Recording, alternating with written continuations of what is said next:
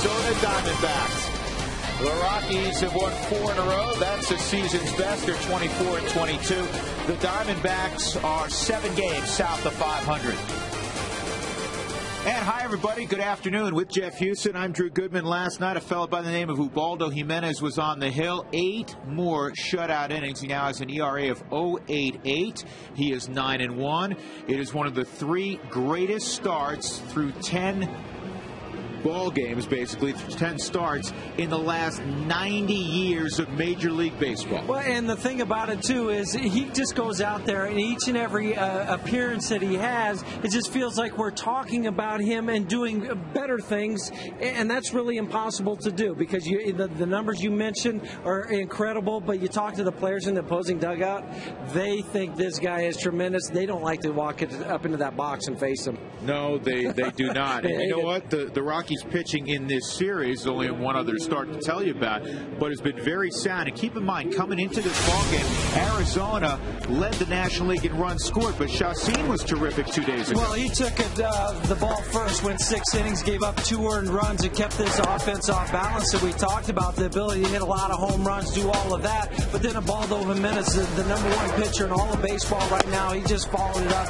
and he did his job last night. We mentioned 0 runs in 8 innings, and that's what you have to do against a good offense. You have to start with it out on the hill, shut them down. Well, they'll pass it off today to Jason Hamill.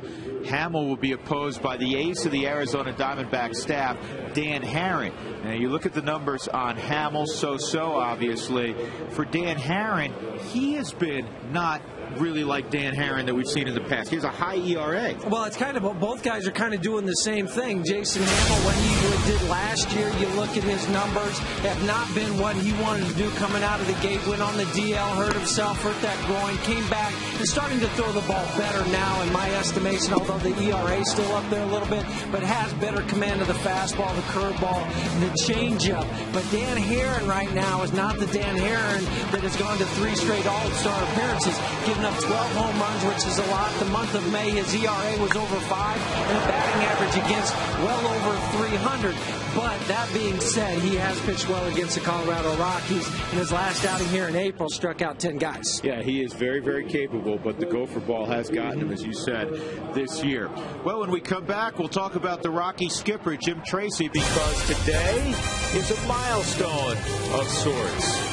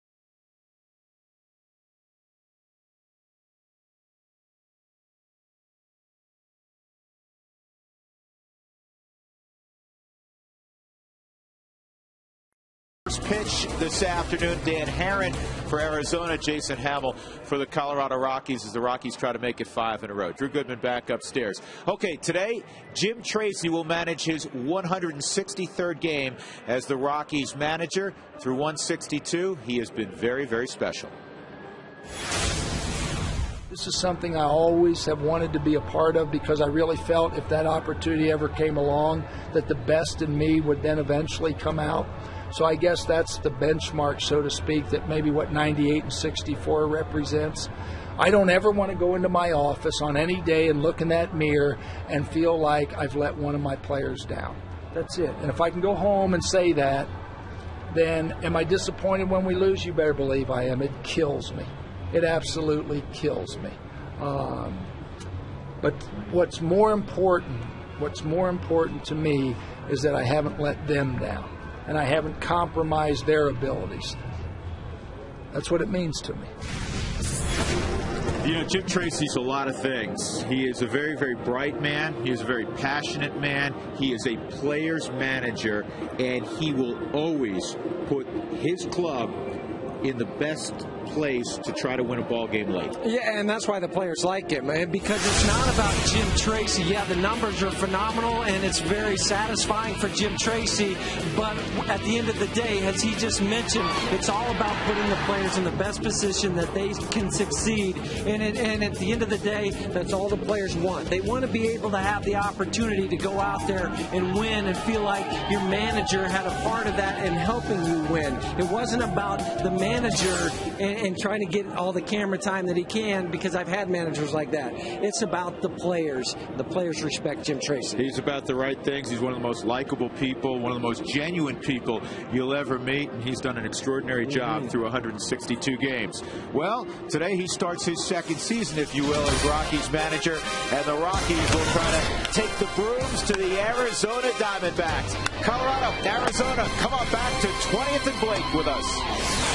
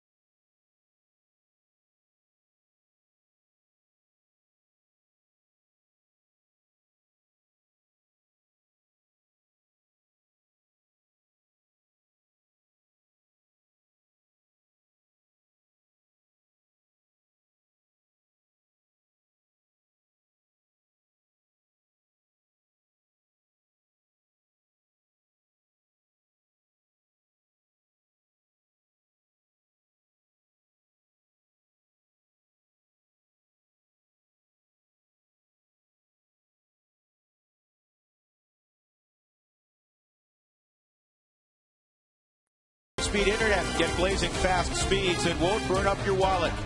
By E470. E470 is quick, easy, and available to anyone. Test drive it today.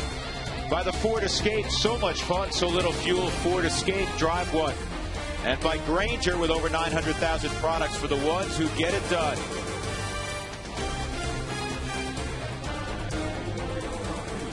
Inside Coors Field, the Rockies and Diamondbacks ready to go. The Dodgers are playing in Chicago as we speak. They're in the 4th inning, scoreless at Wrigley. The Dodgers will be here to open up a weekend set tomorrow night. Kelly Johnson with 12 home runs, tied for the league lead. Here's who will follow Kelly Johnson for A.J. Hinch this afternoon. Gerardo Parra is back in there. Stephen Drew slides to the 3-hole. Justin Upton, who had yesterday off against Jimenez. Adam LaRoche, Mark Reynolds, and the rest of the Diamondbacks to face Jason Howell. First pitch brought to you by Domino's, and that pitch is fouled off by Kelly Johnson. Text keyword pizza followed by a space and your name to 95323 to receive your Domino's special offer and to be entered to win a pizza party for 15. One weekly winner will be chosen. That's in there also. And quickly a 2-strike count on Johnson. And that's the pitch today that Jason Hamill really has to make sure that he uses that fastball in to keep the lefties honest, because the left-handers hitting 324 off him this year.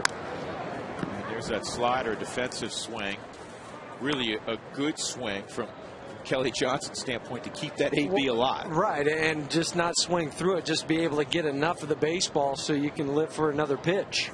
Johnson is 3 for 4 in his career against Jason Hamill. Here's the 0-2 again, and the fastball rides high out of the zone at 93. And look who's behind the plate. Chris Iannetta getting his first start since returning to the big leagues after a month down in Colorado Springs. Miguel Olivo, 3 hits, couple stolen bases last night. He will be a spectator. Miguel has been just terrific for the Rockies in every aspect. And it's also nice to get Chris back in there after the work he did in Colorado Springs. You don't want him to sit for a week before he gets another at bat up here. 2-2, swung on, foul tip held by Iannetta, and Hamill has punched out Kelly Johnson. Let's take a look at the scouting report on the 27-year-old native of the state of Washington. He has to be able to use that fastball 90 to 95 on both sides of the plate. I mentioned he's got to be able to work it in on the lefties. Arizona has 4 left-handed bats in the lineup today to go along with the curve slider and the changeup. But establish that fastball if you're Jason Hamill.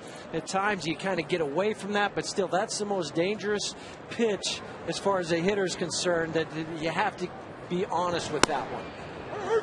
That's a good heater at 92 on the outside corner for a strike. Gerardo Parra played right field for Justin Upton last night. He's in left field for Connor Jackson today.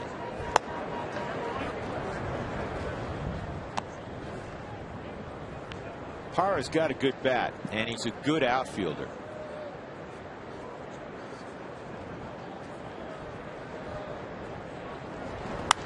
And this is popped up and playable. Tulowitzki, and coming on spillboards, and wherever you have to catch it, as long as it doesn't hit the ground. It says 2 outs, right? It says 2 outs. Okay, just checking. Spillboards is in left, Card goes in center, and Brad Hoffman right. Stuart Tulowitzki, Barmes, and Jason Giambi for Todd Helton at first.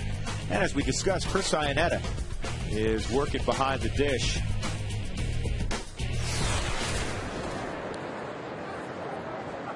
Two outs, and here's Stephen Drew. Hit 14 of his last 17, now 15 of his last 18, hitting around 350 during that stretch. Every time we see him, we say it, he can swing the bat. And to me, you know, you look and sometimes you see him last year in 260s.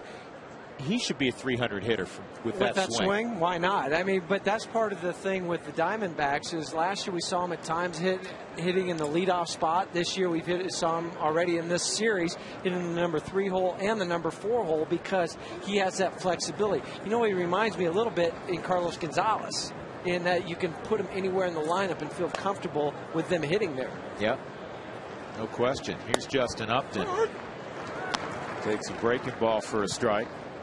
Take a look at the Suzuki keys to the ball game for the Colorado Rockies. Hitting Heron, yeah, 414 this year for Dan Heron. Can't forget about him. And then the 3 new. You're talking about the lineup. We already saw Spillborg, Iannetta, but also Jason Giambi. And then go for the sweep. Mets earlier this year was the only other time you had the opportunity to sweep a ball club.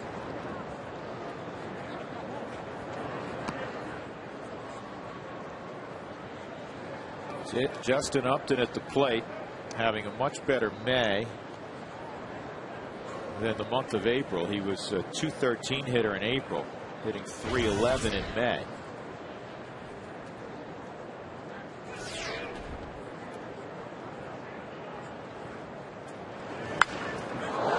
That goes flying, and Stewart will go the short way to Barmes, and that is all for Arizona in the first inning. So Drew got a hit, nothing else against Jason Hamill. We'll see Dan Herron next.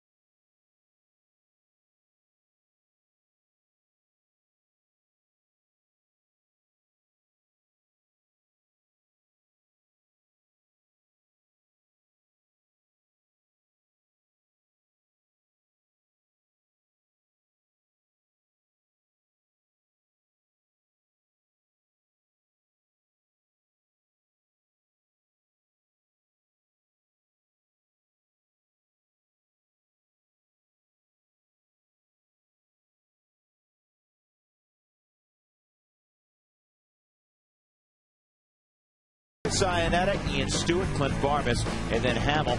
All that brought to you by Southwest.com. And there is Dan Herron. And let's take a look at his scouting report. Fastball, four-seamer, 89 and 94. Will throw the cutter that he uses against the lefties, and then he really enjoys throwing that split finger. And that's the one this year has been left up a little bit more. That's part of the reason why he has 12 home runs, which are tied for first in the major leagues with Irvin Santana.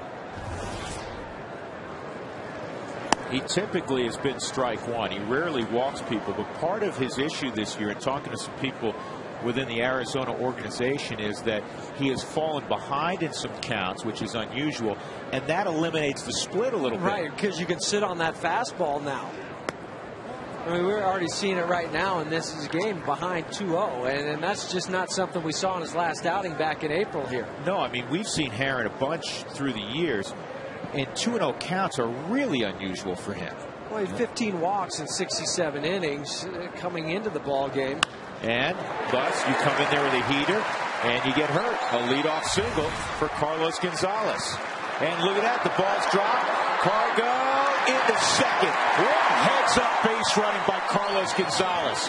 Chris Young dropped the ball just momentarily, and the Rockies' Cargo takes advantage. That's why you never take anything for granted in this game. He got the base hit, could have been satisfied. Yeah, I got a leadoff single to start the ball game, and just kind of round first base easily, thinking, okay, this is all good. But then when Chris Young goes out there, the ball snakes on him a little bit, he just catches it and then just dropped it.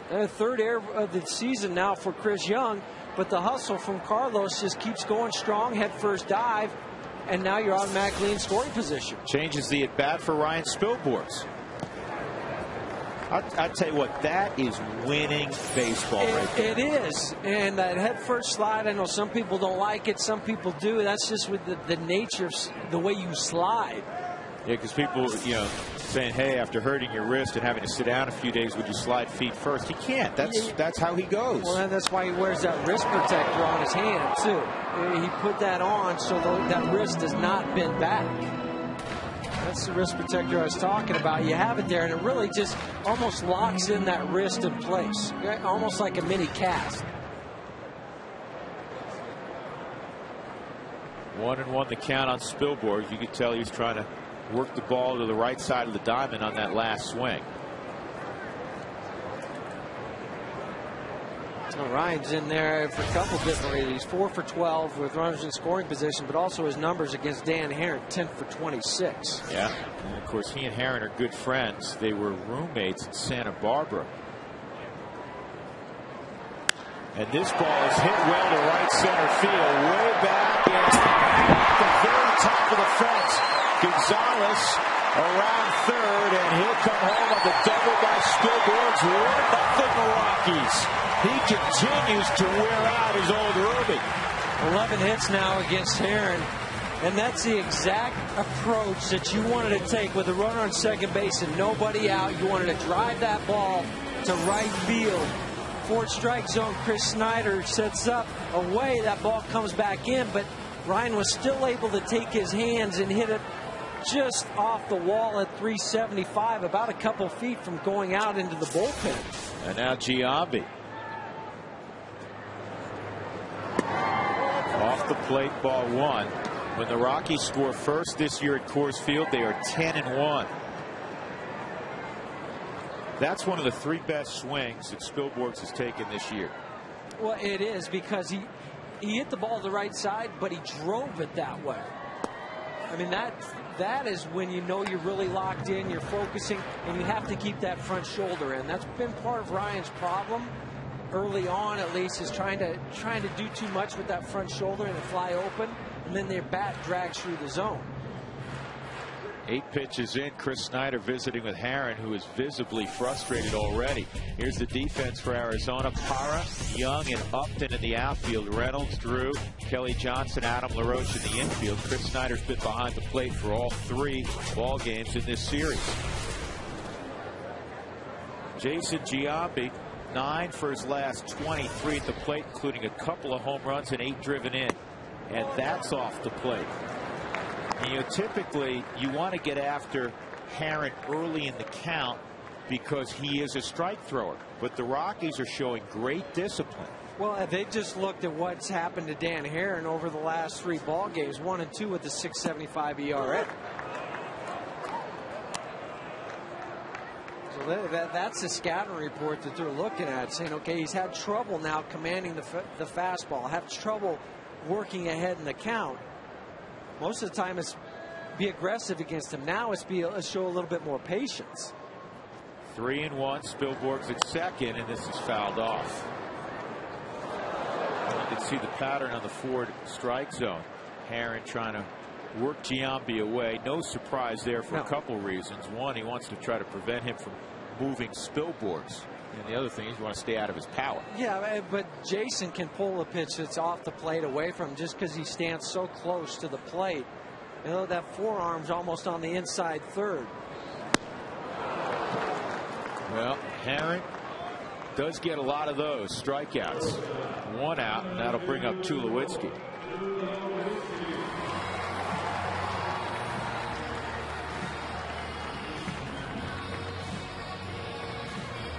Troy riding a 10-game hitting streak. His career long is 12. The Rockies' season long is 12, set by Carlos Gonzalez, who's already scored a run here in the first. That's up a little bit.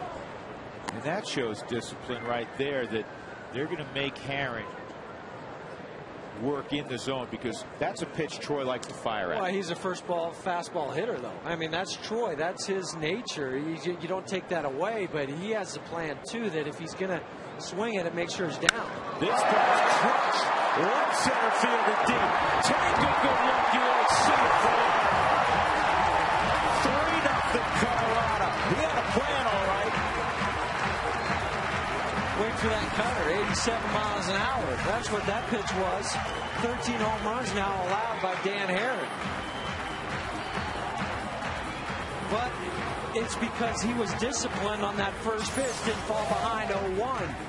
This was a cutter that was away from Troy a little bit, little slight toe tap, and then the drive through the baseball. He knew it as soon as he hit it that it was gone. Yeah, I mean, that was one of those effortless swings. Brad Hopp at the plate. 3-0 Rockies. I mean, if you got 3 typically in a ball game against Dan Herron, you were elated, hoping that, okay, maybe we can hold on, win 3-2 kind of thing. They got 3 with 1 out in the first inning. And that's what you need to do. And think back, who hit the home run the other night against Roy Oswalt to put him up 3-0 too? Troy Tulowitzki. There you go. Yeah. And so that's what you need to do against the ace-type pitchers. Go out there and throw a 3-spot right away. 79 home runs now allowed by this Arizona staff. And the Rockies' 9th straight game. That's the best run this year so far with a home run. And Tulowitzki is truly locked in. That's a pretty good swing there from Brad Hopp on a 3-0 delivery. I like that. Yeah. You know, pitchers struggling out there, just going to try to lay a fastball in there. And Jim Tracy gave Brad Hopp the green light.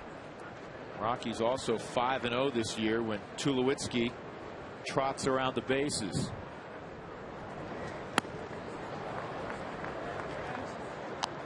3-2 on Hopp. Brad last night 1 for 4, but it was a big one, a 2-run triple in the 3rd inning, and that gave Ubaldo Jimenez a 3-0 lead, completely demoralized Arizona. Ball lifted down the left field line. Huey, when you faced a guy like a Herron who had a real good splitter and great control, so you know it can show up even behind in the count. In this situation, if you're Brad, you're still sitting fastball, but it's got to be in the forefront of your mind, the splitter, right? It is, especially with the home run type swing that Brad has. That Herron's going to go something away from him. It was a fastball, and he's able to get the strike out of Brad. 2 outs, and it'll bring up Chris Iannetta. Who wants tacos? Fans, remember, if the Rockies score 7 or more runs during any ball game, as they did last night, for instance, go to participating Colorado Taco Bell locations the next day between 4 and 6. Get your Rockies tacos special. Feed your Rockies fever only at Taco Bell. Get there this afternoon after the ball game. I'm going to take the boys. Mom's busy tonight. I'm not cooking. We know that. And that's for health purposes good for the boys also. Chris Iannetta, a couple home runs early on. And I like what Jim Tracy, what he told us that he told Chris Iannetta earlier today. Hey, you don't have to do anything extra. Just go play the game. Be the best receiver for Jason Hamill you can be. I feel like you got to go out and throw out 3 hits. Don't worry about it. Just go play the game. A very productive first inning for the Rockies. It began with Carlos Gonzalez singling and moving up on an error by Chris Young. And then the blast from Troy Tulowitzki, 3-0.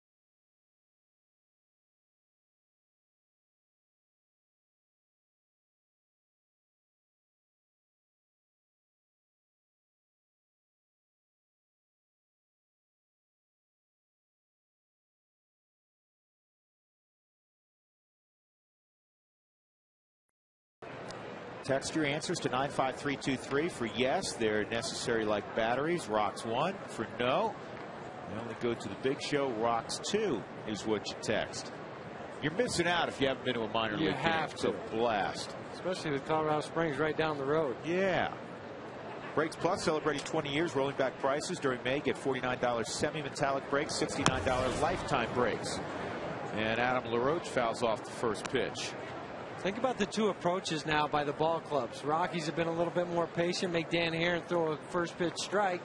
Yet the flip side, the Diamondbacks have been very aggressive going after Jason Hamill just here in the second inning. We've seen 3 out of the first 4 guys swing at the first pitch.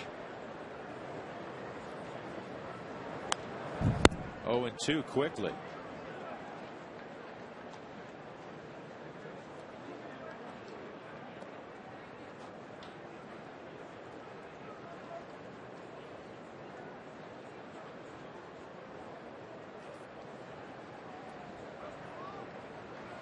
And the Rockies have 3 on the right side. They do this with Adam LaRoche, and it won't matter. LaRoche swings over the top of the breaking ball. That's the second strikeout for Jason Hamill. Let's see this breaking pitch right out of the hand of Jason Hamill on the Hyundai Cam. Gets right over the top of it and just pulls down real hard to get that 12-6 tumbler. LaRoche tried to reach it, but just outstanding location. I'll bring up Mark Reynolds.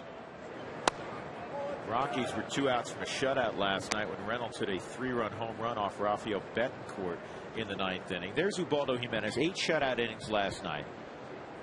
Now one of 4 pitchers ever to, through 10 starts, have an ERA below 1 with 9 victories. Ubaldo yesterday, it was a let-him-hit-it outing, which he does a lot. Only 3 punch-outs, which was the fewest punch-outs, believe it or not, that Arizona's had in a ball game this year. This ball's popped up. Tulowitzki, I think, can see it. He's got the glasses down. He's got it. I wasn't sure for a second. Well, he has those flip-down glasses, too. So he had to make sure that those things went down. And sometimes you'll have a brief moment when you flip those down where you just lose the ball ever so slightly. And he had it the whole way.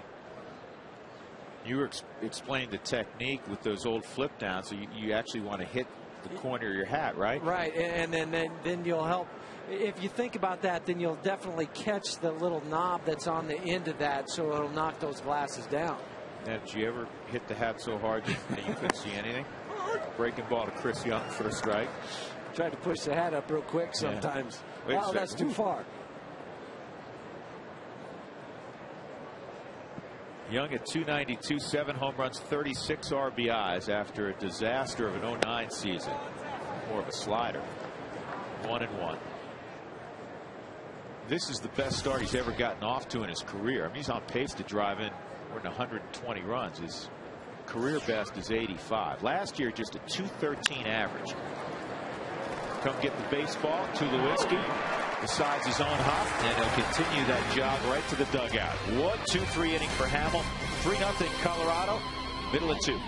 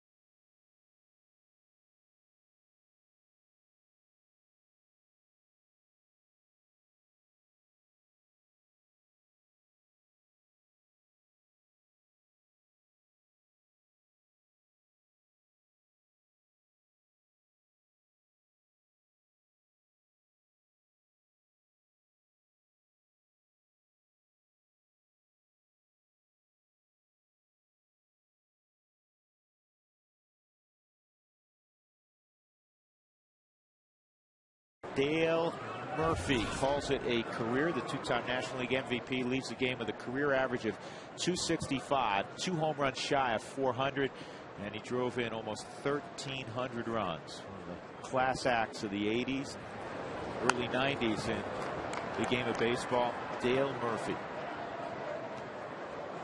I just remember playing against him and kind of in awe of him, just what he had accomplished and how great a player he was.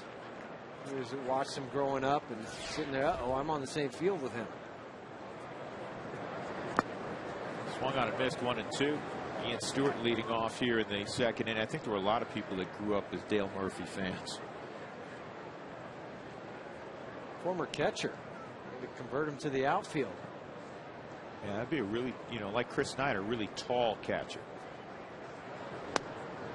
I'll tell you what Herron's doing with his strikeouts. He's getting them on his fastball, because I think everybody has this thinking splitter, and he's gotten all 3 on the fastball away. Let's check in for the first time today with Alana Rizzo. Hey, Alana, hold on 1 second. I knew it was coming. Well, we're all wearing the black Tommy Bahama shirts. First of all, I don't have a Tommy Bahama shirt. I was not included in your wardrobe meeting, so I had to go pink to brighten you guys up a little bit. You're way too morbid. The pink does look nice, though. Well, thank you, guys. All right, I want to talk a little bit about the way that the Colorado Rockies are really able to touch the ace of the opposing team. Now, teams can't say that about our own Ubaldo Jimenez, but the Rockies have fared very well as far as when you're facing the aces. Roy Halladay, the Rockies won that game on May 15th. They won that one 4-3. 3 earned runs by Halladay. Roy Oswalt, the Rockies won that game 4-0. And then Zach Greinke, he only lasted 3 1/3 innings. 7 earned runs for Greinke, 11-7. The Rocks win that game. And if this first inning is any indication, that looks like they're getting to Dan Herron as well, guys. So they're facing a lot of the aces, but they're able to touch him pretty well. The amazing one, Alana, that you pointed out was Greinke, because that ended a run for the Rockies of 8 straight where they scored 4 runs or less. Well, the world thought you're going to go throw double digits up with Greinke starting. 0-1 on Jason Hammel.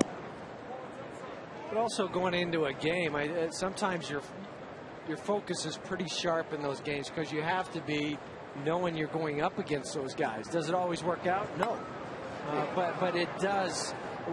When you leave the ballpark the night before, all of a sudden you're thinking, okay, tomorrow I have Dan Herron, tomorrow I have Zach Greinke. That's the first thing you think of when you wake up. That's what opposing teams think about with Ubaldo. Sure. And Jim Tracy was talking about that in the dugout earlier. He said, when you know you're facing a guy like a Herron, a guy like a Greinke, these guys that we're talking about, he said that there's a little more juice in the battery. They better be. I don't want to go up there empty-handed. Nice job by Hammel fighting off that pitch. Oh. We have a boo-boo? Yeah, we had a glove. We brought the glove, and we clanked it right off the heel. Wow. But that's what happens when you're not out early taking ground balls and fly balls in the outfield. Well, he tried to get that second hand up there, just was a little late.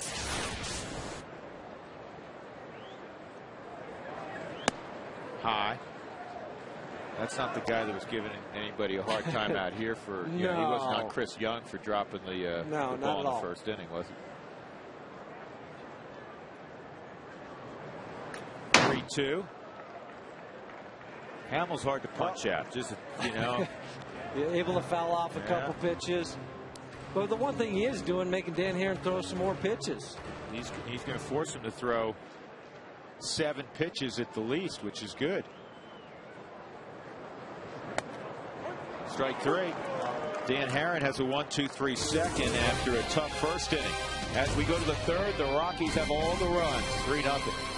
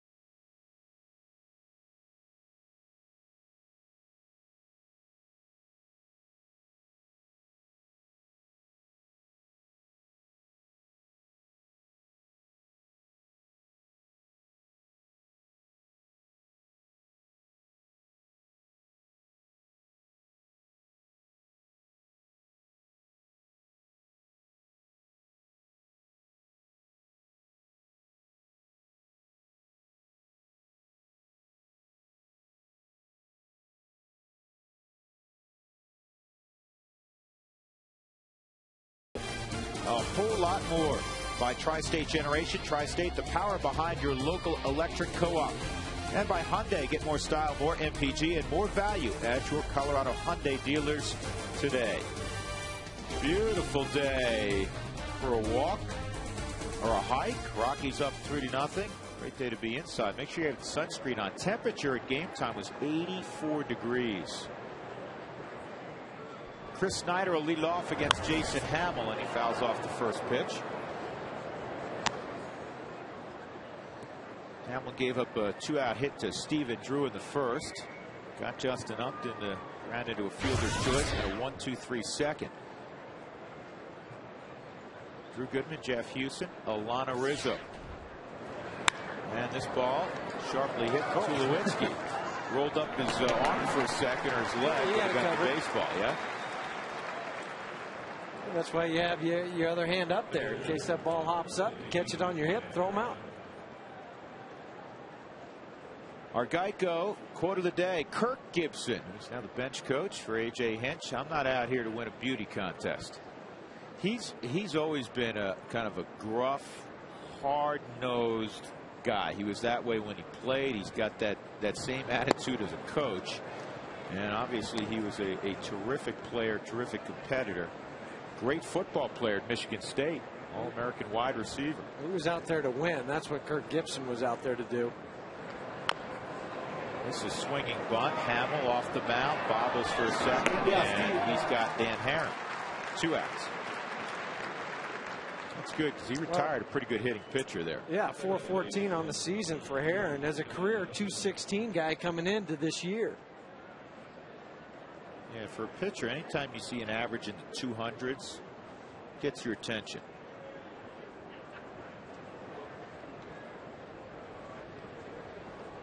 So Kelly Johnson will take some time, give Dan Herron a moment of relaxation. 2 outs. Kelly Johnson, who struck out in the first, will face Hamill. Step into the box, get your feet lined up, and then take another extra breath. More than likely, you don't swing at the first pitch either. Hey, join us May 30th for Quest Military Appreciation Day. Arrive early for all the pregame celebration.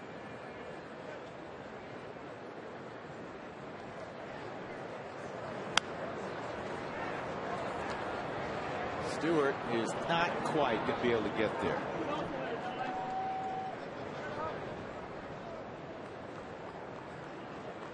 Nice effort from Ian to get back there. That ball was jammed so far onto the hands of Kelly Johnson, he could barely fist it about 100 feet foul. Kelly Johnson out of Austin, Texas, former #1 pick of the Braves. And another jam shot, and this is going to drop into right field for a base hit for Johnson.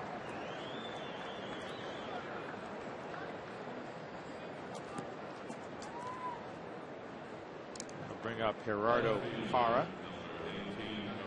Parra hit a fly ball to left field in his first appearance against Hamill.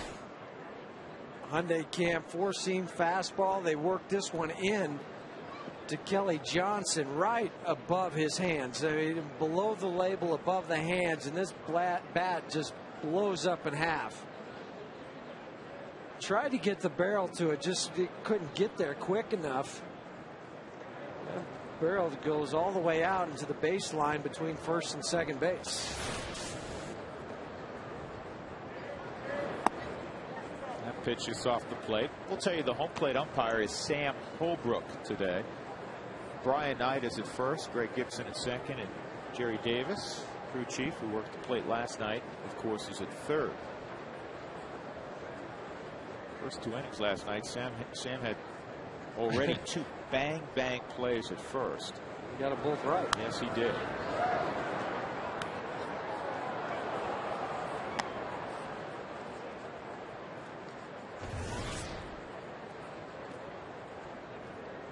Connor Jackson had started the first couple ball games in this series. Gerardo had played last night. Just a day off for Connor, an opportunity to get the lefty bat into the lineup for the Diamondbacks.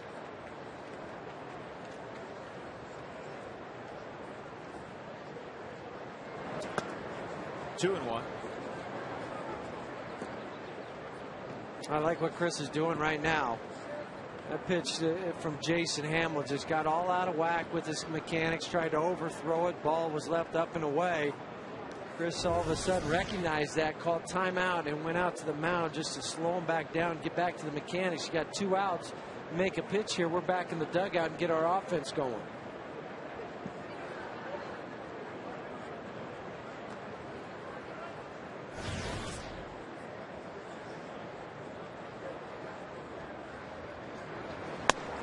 Big fastball. 2-2. When you look at the stuff with Jason Hamill, and it is atypical of a number 5 starter. Well, because everything is above average. I mean, you got an above average fastball, above average curveball, above average changeup. But the thing he needs to be able to do is stay away from that one inning that just seems to hurt him. And a slow roller to Barmes. Pats the glove, flips to first.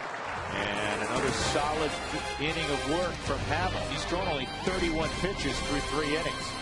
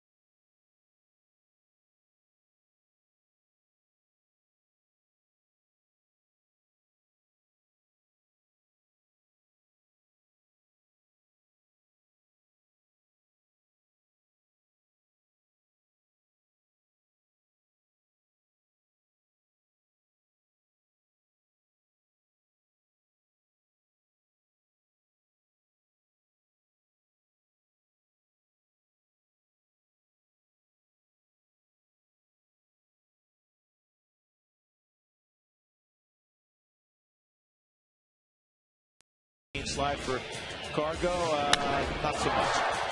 Juan Gutierrez, the pitch. Carlos Gonzalez, the trot. He hit that thing well over 400 feet. And a reminder, from now through the end of June, replay any of your non-winning scratch tickets in a second chance drawing. Enter those tickets at coloradolottery.com. Single for Cargo. His first time up, and he takes a strike.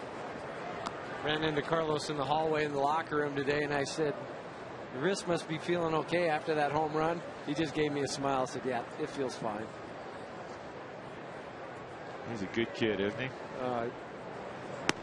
You know, there's a lot of good kids and a lot of great guys in that locker room. And we're not just saying that because we're sitting here. We get to interact with them every single day.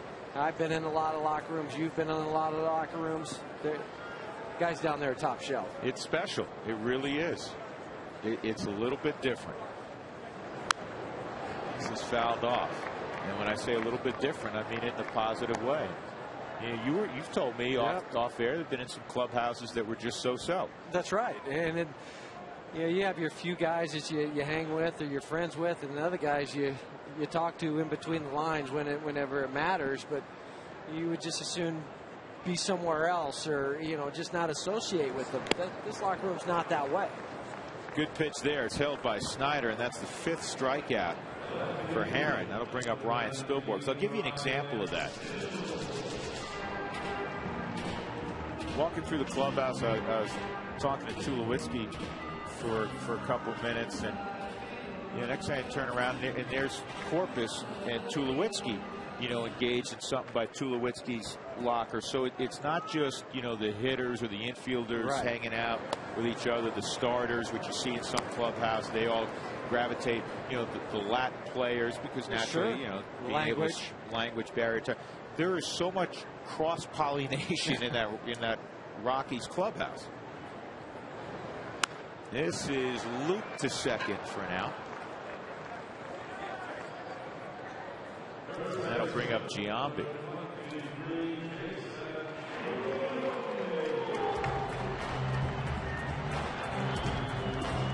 Aaron's kind of settled down after giving up the home run to Troy.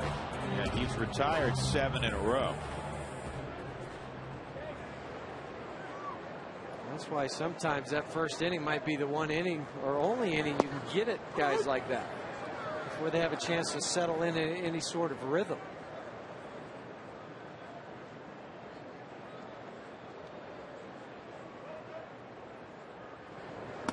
Outside 1-1 on Giambi. Giambi's sitting on 799 career extra base hits. Only 97 players in Major League history who have 800 or more. Rockies have one of those guys. Todd Helton is tied for 64th on the all-time list in extra base hits with 876. All right, who do you think's the all-time leader with extra base hits? This is a towering pop. I need your answer now. Henry Aaron. Henry Aaron. Yep.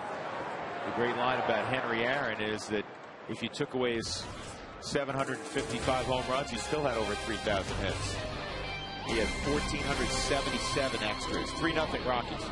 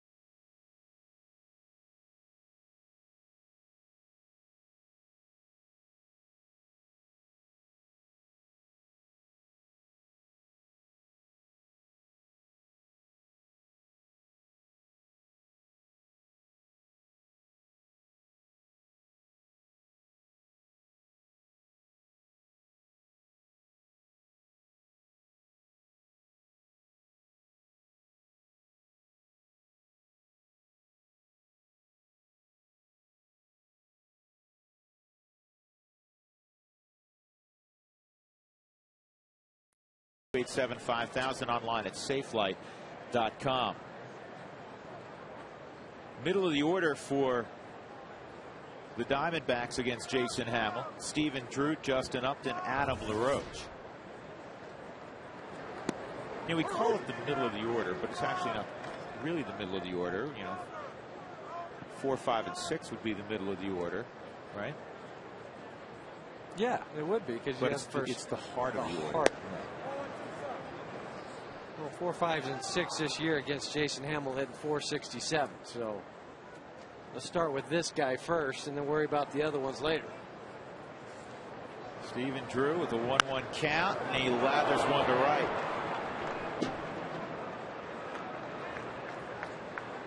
Today's Fast Cash Sideline Report brought to you by Fast Cash Gold Centers, where you'll always get 40% more for your gold. Let's check in again with Alana Rizzo. All right, guys, thanks very much. I was talking to A.J. Hinch earlier today in the ballgame. I said, when you and Jason Giambi were teammates with the Oakland Athletics, what was the best thing that you remember about him? He said, you know what? He is an absolutely perfect teammate. For a younger guy like myself coming up, the young guys would gravitate towards Giambi just because of his personality, and he also said that's why he's been able to stay around the game for so long. He said more than that, it was the leadership that he brought to the club, not only for the young guys, but for everybody around him. And he cited an example from last season. You might remember late in the year last year when Arizona was really reeling. Justin Upton hit a ball who I believe he thought it was over the wall and it was going to be a home run. It actually wasn't a home run at all. It came back into the outfield, and Justin Upton, because he didn't hustle, ended up only getting a single. Well, Jason Giambi was playing first base in that game, and he said, you know what, I guarantee you your manager's going to take you out. And Justin was like, you're kidding me, right? He said, no, I know him, I played with him, I know the type of guy he is, and you're coming out. And in fact, A.J. Hinch did take Upton out of the ballgame for lack of hustle, and Jason Giambi really helped Justin Upton in terms of being another veteran guy, giving a younger guy a little bit of a lesson of the game and kind of schooling him in that regard. So Jason Giambi not just helping his own team, but the younger guys on the opposition as well.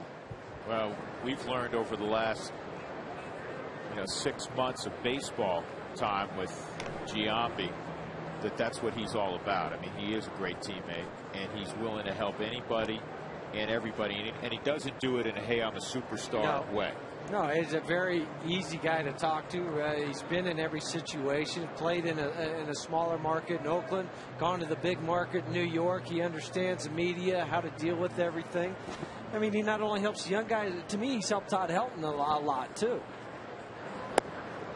Slider, and Sam Holbrook, kind of a delayed strike call. Upton didn't like it much, but it's 0-2.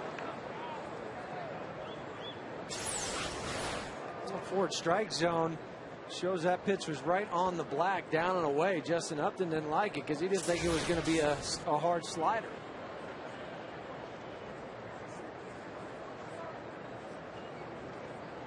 Drew at first, nobody out. Here's the 0-2 to Upton. Well, A.J. Hinch was telling me that they wanted to, he placed a call to his buddy, his former teammate Jason Giambi, when he was released by the A's. They were chatting about, trying to bring him in the fold. He said, but the Rockies were in contention then, and it obviously was a more desirable place for Giambi to go at that point in time.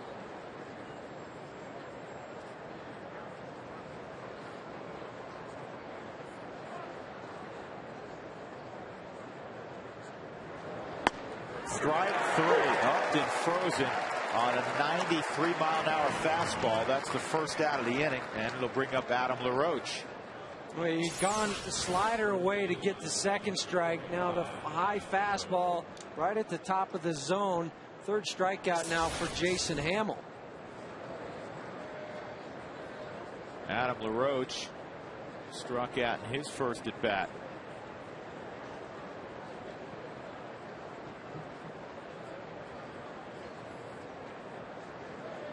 Stephen Drew in the scouting vernacular, solid average speed at first. Which means he runs pretty decent. Did you know that you could sign up for an in-home energy audit and learn simple ways to save around your house from Excel Energy? Visit responsiblebynature.com to learn more. And our Excel Energy fun fact, Colorado-born pitchers. Well, you have Doc Holliday, of course, Goose Gossage, Gene Packard, and Adam's dad, Lalab, Dave LaRoche. Adam and Andy's dad. Yeah, I was going to say, don't forget Andy in Pittsburgh. Yeah. Ended up growing up, both of those young men, in Fort Scott, Kansas. So Dave was a pitcher, and he produced two pretty good position players. Andy's left-handed, Adam's right-handed.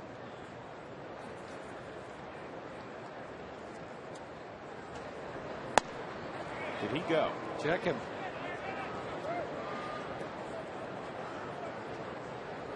It'll be too late. Well, it is, but Jason Hamill immediately looked at the home plate umpire, Sam Holbrook, and pointed down to third base and Jerry Davis and said, hey, check him, Southwest Sky Cam. That's a tough angle right there, but you have to remember that's kind of slowed down just a little bit. But by that time, it was too late, as you mentioned, Drew, to ask for any help. They didn't do it. And when you have that long delay, yeah, you're never going to see one of those corner umpires. It almost would be in their minds showing up the home plate umpire. He's going to protect his buddy. Right.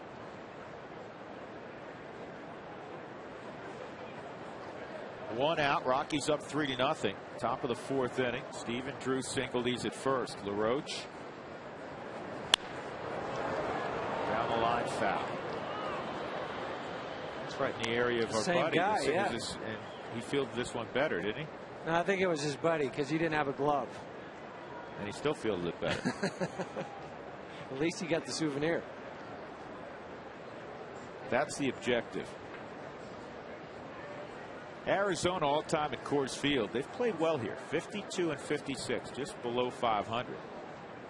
And Clint Barmas really shifted over against LaRoche into the hole. 2-2.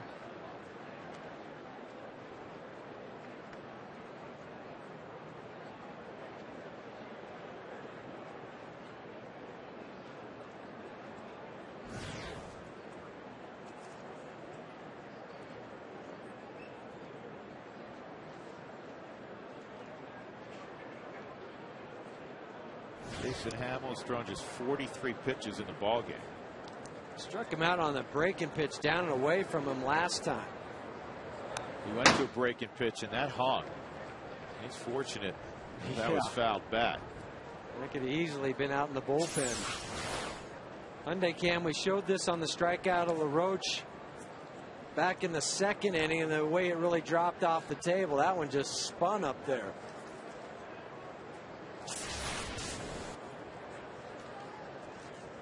Okay, everything's been kind of up in the zone. I'd really like to see him bury something down and even maybe out of the zone, but down below the knees.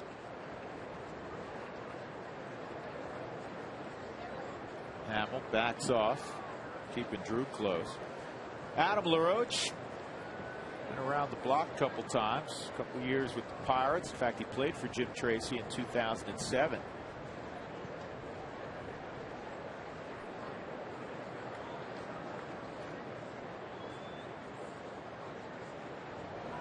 Swung on and missed. He took a little more off that, didn't he? Well, and he also went down below the knees because everything had been up, changed the eye angle, go back down.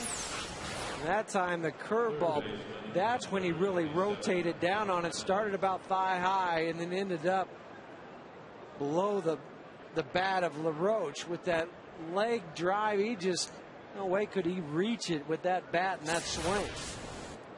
Again, the art of pitching, throwing off the timing of the hitter, and you can see the timing of LaRoche was a kilter. 2 outs. Mark Reynolds, who popped to short, and he was out on his front foot. Strike one. Let's take a look at the Amica hit zone on Mark Reynolds. Not a guy you want to make a mistake to in the middle portion of the plate. Yeah, I mean, that's why he has 12 home runs. I mean, he really likes it about belt high. Other than that, he struggles. Just hitting .202 out on the road this year. Talking to Matt Williams in the last series. Matt is a tremendous hitter, tremendous power hitter, first base coach now for Arizona, about Reynolds. And one of the things that he talked to Reynolds about is forget the strikeouts. When you get your pitch, don't miss it. Right. And that's what the power guys have to do. They might only get one pitch in at bat, or maybe one pitch every 2 at bats. But if you're going to strike out a lot, the one that you do get, you got to do some damage with. Punish it. Here's the 0-2. And it's in the dirt, gets away from Iannetta. And Drew moves up to scoring position. Well, anytime the count's 0-2, you automatically assume maybe a ball in the dirt if you're the base runner, and that's what Stephen Drew did. Chris Iannetta tried to block it. I mean, that's what he tried to do. It just got so far away from him that Stephen Drew was able to get out there. Right in front of home plate, about 6 inches or so. Chris did everything he could. He was squared up, rolled the shoulders over. It just kicked off to the right. First guy to get to second base now for Arizona. 1-2 on Reynolds. Breaking ball strikes him out. After the leadoff single by Drew, Jason Hamill strikes at Upton, LaRoche, and Reynolds. Middle of 4, Rockies up 3-0.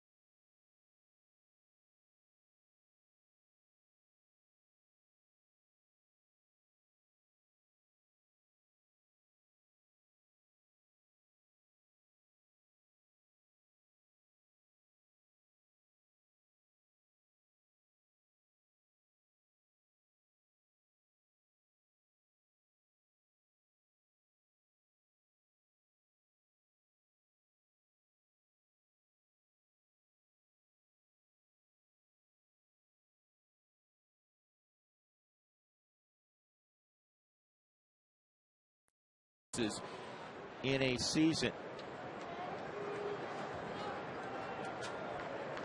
Troy Tulowitzki, a 2-run home run in the first inning. And he tried to ambush Herron. He got a pitch to hit. That was a fastball up in the strike zone. He just worked underneath it. So Tulowitzki is gone. That's 9 in a row.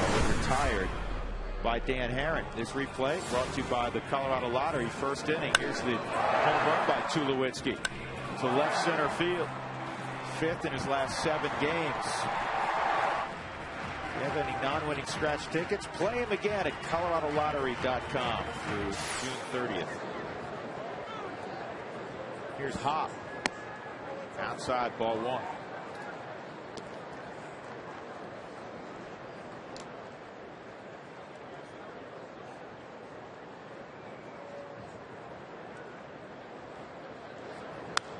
Fouled off. Rockies made a roster move, and not really a surprising one. That, of course, is Matt Daly.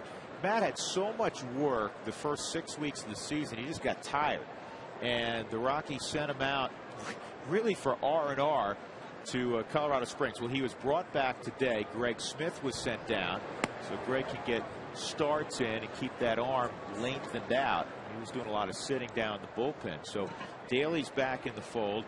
He was down there for 11 days, Huey. He had only 2 appearances. That was by design. And he said it was really nice to go down there he didn't throw for the first 4 days down there and just kind of sat back and recovered just a little bit. But he said his last outing, talked to him in the locker room today, he said his last outing, he said, I felt like Matt Daly again. The guy that was able to hit my spot with my fastball and pitch ahead in the count, something that wasn't happening before he got sent down. The other thing that happened to him too, he got caught in that crunch because they needed that spot start, and Greg Smith filled that role, and now they're back to a more normal schedule.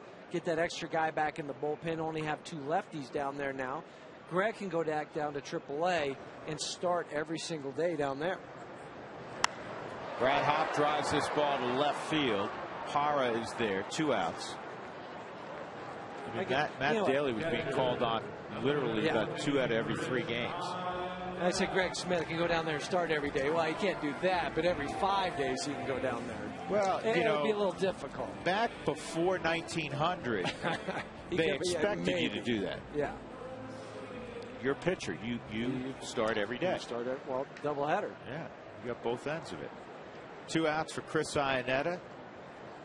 Grounded to third his first time up.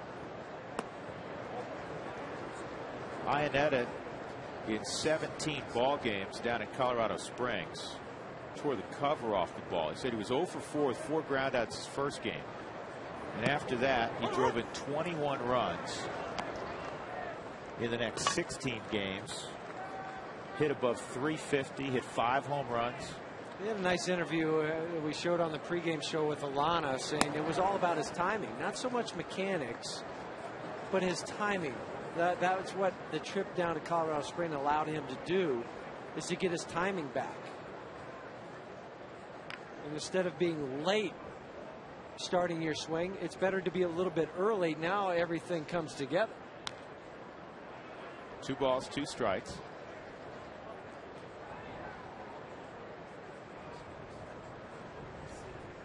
Coors Field suites, party facilities, and picnic areas fit any event and any budget. Good to know.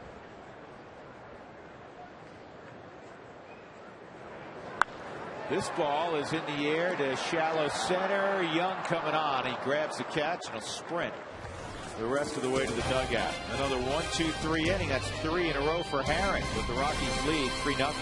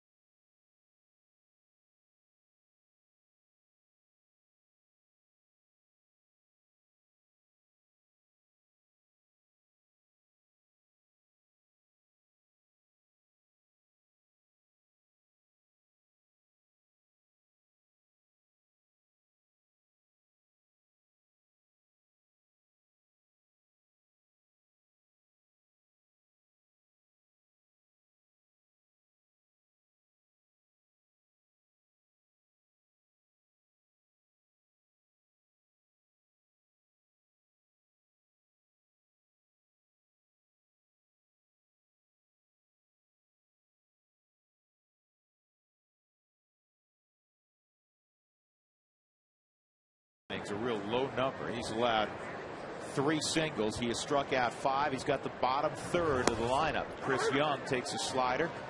Chris Young out of Bel Air, Texas, suburb of Houston. You know that part of the world. Yep, just a little bit. They produce a lot of ball players out in Bel Air. Well, like so many players, you included. He has an interesting story. Young was a skinny high school kid who wasn't even playing regularly on his high school team till his senior year. And the scouts for the White Sox, that's a strike. We're in town at a practice looking at a teammate by the name of Trey George. And they're watching George take BP, and meanwhile tracking every ball down in the outfield. A skinny kid, as they said, running like a deer out there. It's Chris Young. Well, it just goes to show you, you never know who's watching you, kids. Strike 3. That was a passive at bat from Young. He never moved the bat, and he is strikeout number 6. That's 4 punch outs in a row for Hamill. Let's answer our AT&T trivia question. who's the only rookie, not Rocky, excuse me, who's the only rookie with 30 home runs, 25 stolen bases in a season. He's just walking back to the dugout. That's that skinny kid from Bel Air High School, Chris Young. 32 home runs in 07, 27 stolen bases. Chris Young with a base hit to left. Chris Snyder. Well, it was one of the Chris's. I almost did that right in my book, too. I almost made that mistake. I was half right. Yep. Kind of like my prediction business. Half right? Half right. Dan Herron at the plate.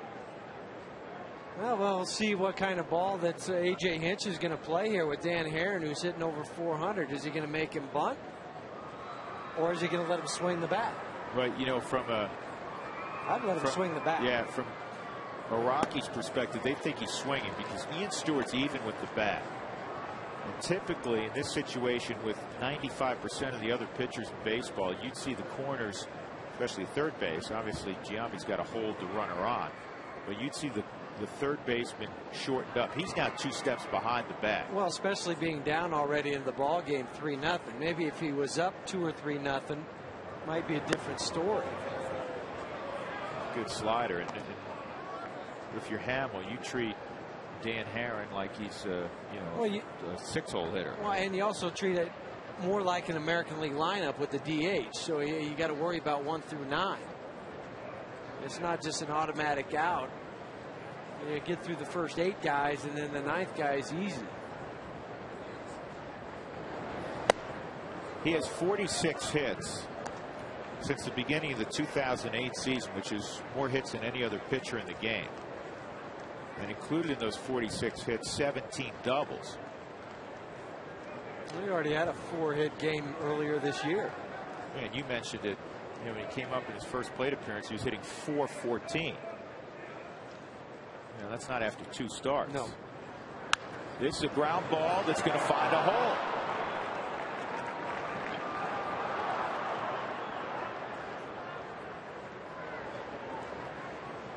So a base hit for Herron. Now there's 2 on. First time in the ball game that Arizona's had 2 base runners. It was inside a little bit, but Herron pulled the hands in, hit the ball to the right field. Southwest Skycam.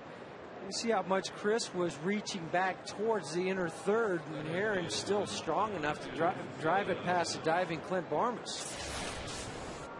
Well, now you have to deal with Kelly Johnson. Johnson a single and a strikeout in the ball game.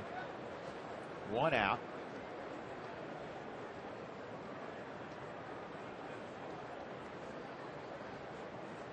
Kelly Johnson has grounded into 3 double plays this year.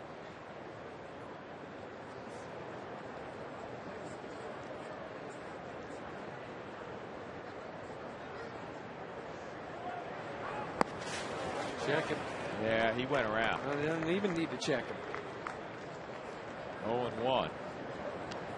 We talked so much about the hard curveball that Hamill throws, that swing and miss curveball, and it's been on display today.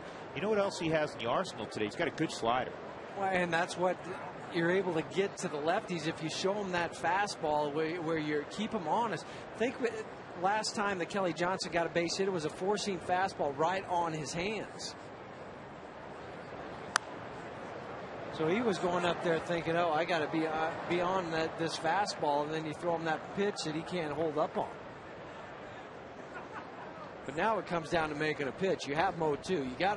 You're in the driver's seat if you're Jason Hamill. There's a lot of different things you can do. You can go change up away to try to get the rollover ground ball double play. You can go the hard slider, curve, whatever you want. It's at your disposal, but just put it in your location. The 0-2, he wanted to heat her up. It's up and away, 1-2. That was just for effect, just to change that angle, the eye angle that we talk about, so you can get to something soft, something down. All over the 4th strike zone right now. There's really no pattern on what they want to do. I think they'd go down again to induce maybe a ground ball. Strike 3. He locked him up with another curveball. That's 7 strikeouts for Hamill. That's a big one. And the 3rd one that he got the Arizona Diamondbacks looking. That Hyundai cam just shows the great rotation and how tight it is. Chris Iannetta just really had to reach out there and just let it settle in his glove. Here's something we haven't mentioned today, and this is a good thing. He was on the disabled list, Hamill, with a groin injury, and after his last start in Kansas City, he said it bothered him a little bit during the start. Look like it's bothering him right now. There's a strike. Boy, he has that curveball working today. And there's some pitchers here that have good curveballs that kind of table them when they're pitching at Coors Field, because you don't get as sharp a break at altitude. Yeah, but Jason now understands that this is my home. I've got to be able to pitch here with that. You're going to check that one out? No. No look on that. No look at Jerry Davis. Yeah. It was too late. It goes back to that point we were talking about last inning.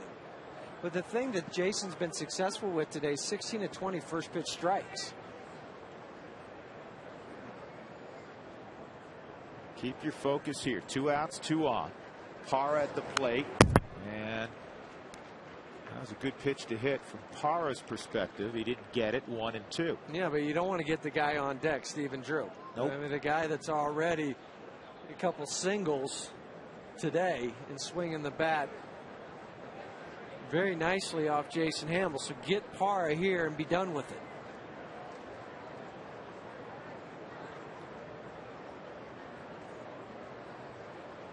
Breaking ball and a ground ball right to Barnes.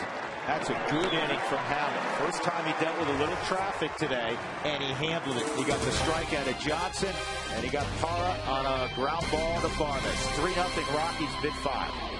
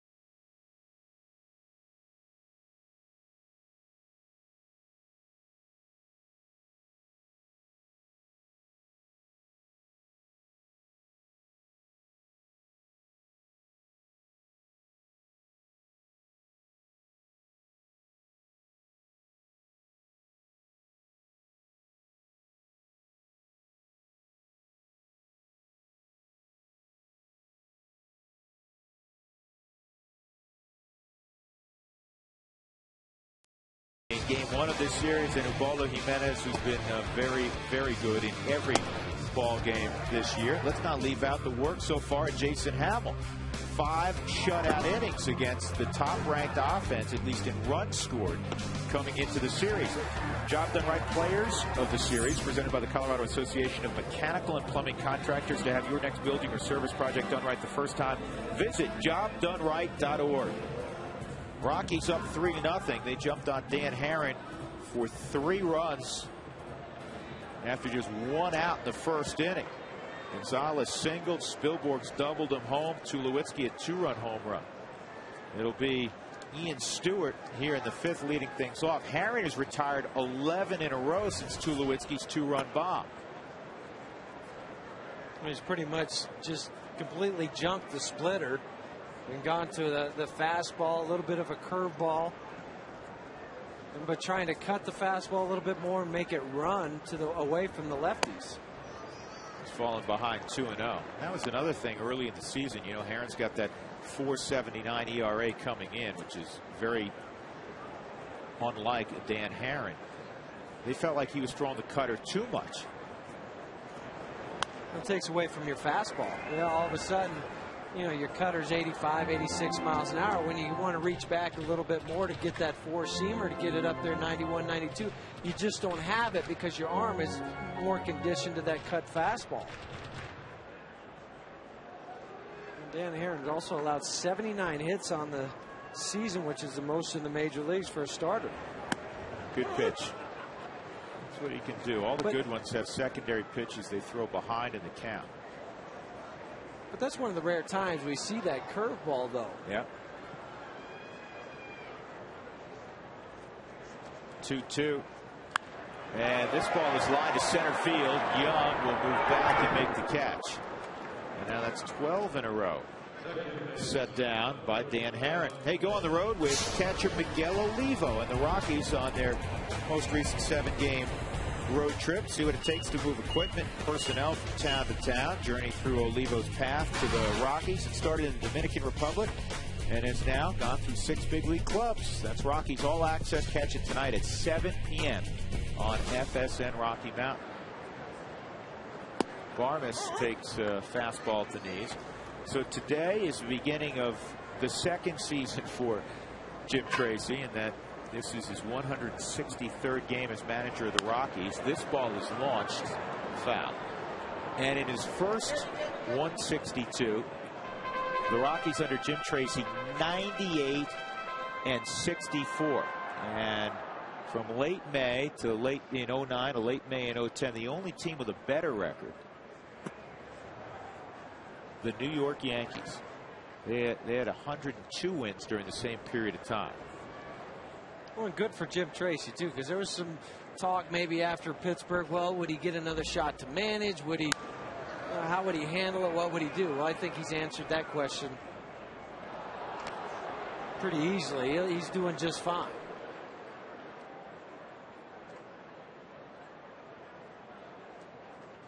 You know what's interesting about that graphic? The Rays have now moved up in terms of win percentage to 3rd with their extraordinary start. The last 3 days notwithstanding, they were swept by the Red Sox. And the Phillies, they're not a surprise that they're on there. But if you win 98 games in a season, you're talking about not just a really, really good year. That's a tremendous season. Yeah, when you think about most divisions, somewhere in the neighborhood of 88 to 92 wins, maybe 93 will get you. What was it last year? The Dodgers won 95 and they won the division. Rockies won 92. And the Rockies had a chance to catch the Dodgers that in game 161. This ball is in the air to left field. Parra makes the catch, and that'll bring up Jason Hammond.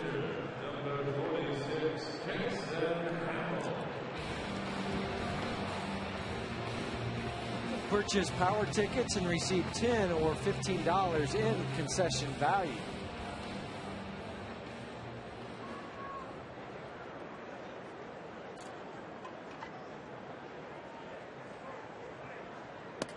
Hamill struck out his first time up, but a little overthrow. He faced he forced Herron to throw 7 pitches. He fouled off a couple of 3-2 pitches before Herron froze him with a fastball. Take one more look at this throw from the catcher Snyder. Those sometimes are the ones that'll get in the back of a catcher's mind. And then the next thing you know, they have their Mackie Sasser. They have the thing. Just to throw it back to the pitcher. You got Steve Sachs. And it's another 1-2-3 inning. So that is now 14 in a row set down by Dan Herron. I'm sure Dan Herron's pleased with that. But he did have the first 4 guys he faced in the golf ball game. 3-0 Rockies.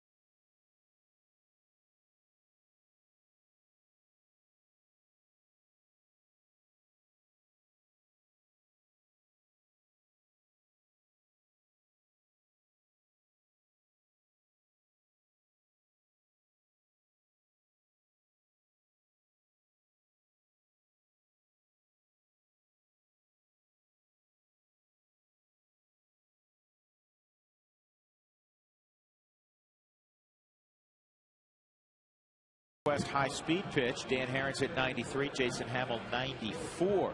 That's brought to you by Quest, the high-speed internet provider of the Colorado Rockies. Hamill will face Stephen Drew, Justin Upton, and Adam LaRoche here in the 6th inning. Well, so far for Jason Hamill, 6 ground ball outs, only 2 fly ball outs, 7 big punch outs. Stephen Drew, like his big brother JD, went to Florida State. Breaking ball and a beauty. Strike 1 on Drew. 2 sharp singles in the game, 1 up the middle and 1 to right. Still amazing. All 3 brothers were drafted #1. Stephen, JD, and his brother Tim. And Tim's a middle brother, and I was talking to Stephen today about Tim, whose baseball career is now in the past. He's going to school. Wants to get into physical therapy. Tim was with the Rockies briefly. Tim was a pitcher. This is a pop-up out of play. They're out of the southern Georgia metropolis of Hahira. Is that down in Cobb County, where all the good baseball is I think played? it's below there. Is it below? Yeah. I think it's not too far from the Florida border, if I'm correct. I know it's in southern Georgia. Not a big town. 2-2. Trying to get the slider on the back foot. No, he's not from Cobb County because the name of his high school in Valdosta, he had to go out of town to go to high school, was, I hope I'm pronouncing this right, Lowndes County High School. So I'm assuming he was in Lowndes County. And that off-speed pitch flew out of the hand of Hamill. Now it's 3-2.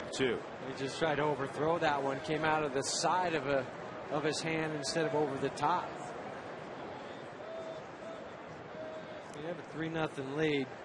See if they just go straight fastball. Here it is. See if you can hit it. This is fouled off. He did go with the heater. Stephen Drew, his junior year, when he went #1 out of Florida State, hit .353 with 14 home runs for the Seminoles.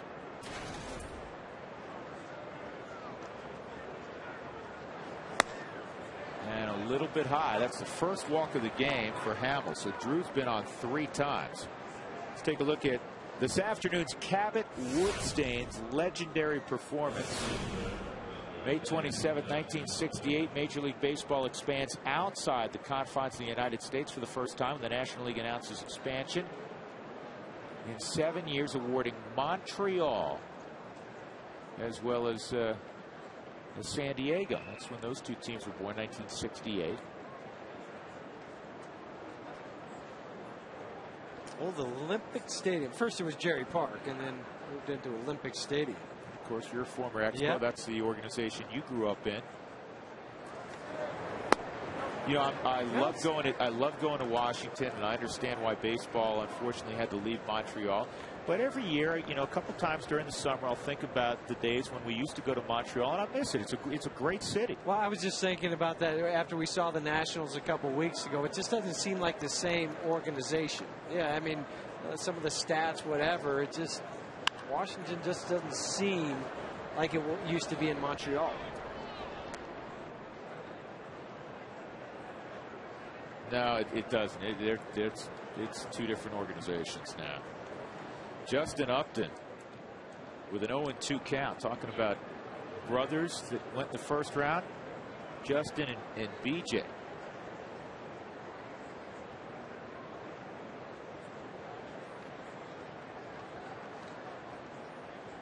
Drew at first.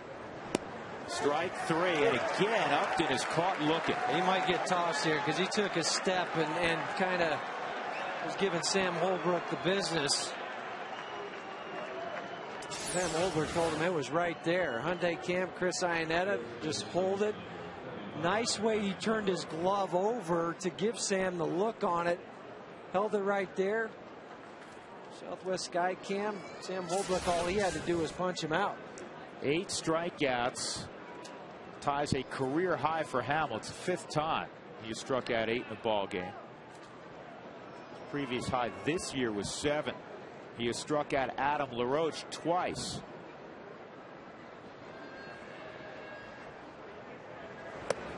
Ooh, that's a little high. Almost took Chris Ionetta's hand with him.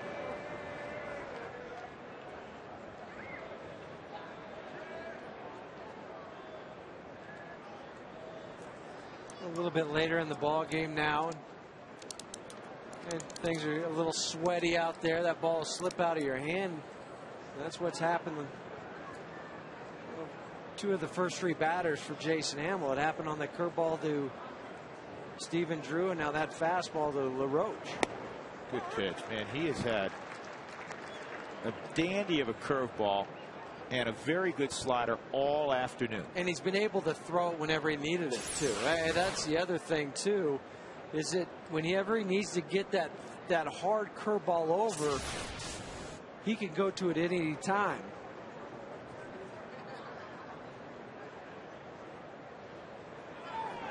Runner going. Ionetta to second, and Drew swipes second base. Good catch by Tulowitzki. I think he might have got his foot on this. And we'll get a look on the replay. Chris Ionetta threw it too flat down to second base. I think he did get his foot. The way it came up on the slide, the Hyundai cam, is his hand in there at the bag before Troy touches his foot. No, he's out by a foot. He was out by a lot. You don't ordinarily think guy sliding head first and you're tagging him 6.5 feet toward the back of his body that he'd be out by that much.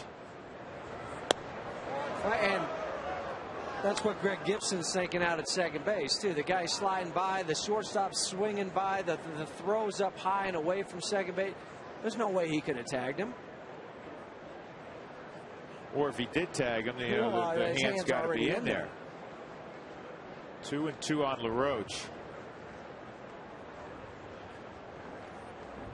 And Ionetta and Hamill may change the signs here. Stephen Drew at second base.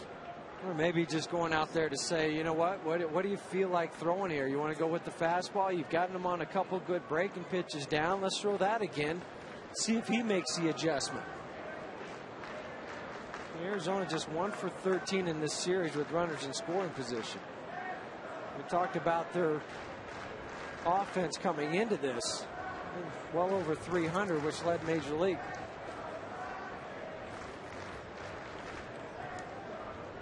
Throw the breaking pitch.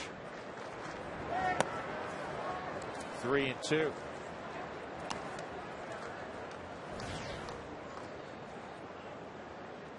You know, and in the ball games leading up to this series in Colorado, the 5 preceding games, Arizona had scored 13, 8, 8, 8, and then they lost 12-4 to Toronto. Point being, obviously, they had scored a bunch of runs. Here's the 3-2, and he misses badly with a curveball. So now they're 2 on. It does set up the force again with Mark Reynolds coming up, but it also brings the tying run to the plate in a guy who is very familiar with the long ball.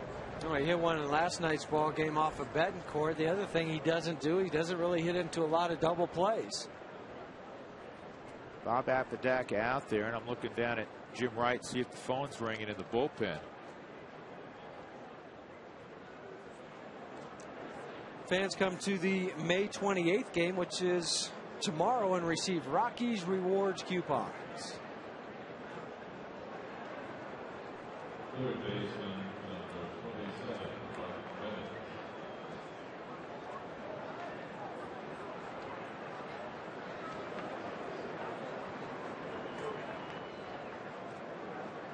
Some movement down in the Rockies' pen.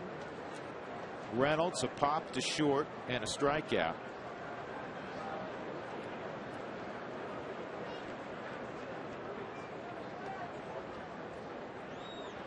Further to your point you were talking about a moment ago, Drew, Reynolds was hitting 362 with runners in scoring position.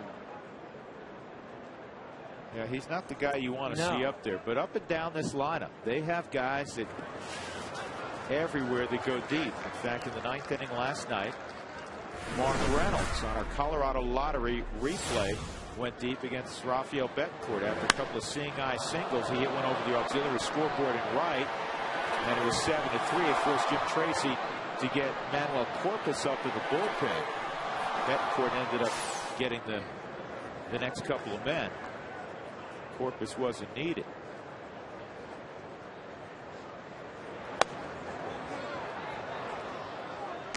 Well, you know, the velocity is still there, but sometimes when the command goes a little bit, it's a sign of fatigue. Now, not that many pitches, just 83 pitches in. You have Matt Daly, who was just called up on the right side, and Randy Flores on the left side.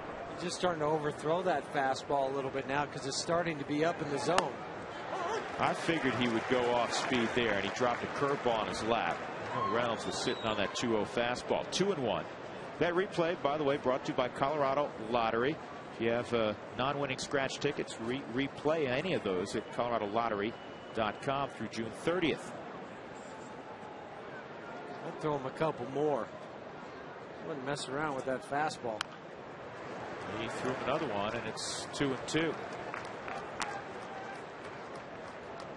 Well, that's just the pitch that Jason Hamill's just been able to command so nicely today, is that curveball. I understand trying to set it up with the fastball, but now you've established that that's your best pitch. Don't get beat with something secondary. Bury it right down over into that area right there. Inetta with fastball type of target. This will pop to short left field. It's going to drop. That's just a bad break. Where Spilborg's playing deep in left field. He made the pitch. He got a broken bat. Blooper, but it dropped, and now the bases are loaded. And Chris Young coming up. Now Young is 0 for 2. A ground ball to short and a strikeout.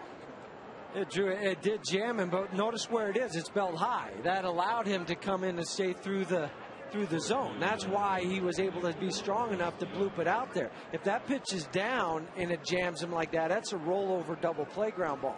But that fastball's starting to get up. Yeah, but in defense of Hamill, do you see where Ionetta's target was? He wanted it up. Yeah, I know, and that's the only problem sometimes going high up into the zone is if you don't go higher than that belt or up towards the hand area, you leave it there. It's an easy pitch just to get your hands through it and drop it into the outfield.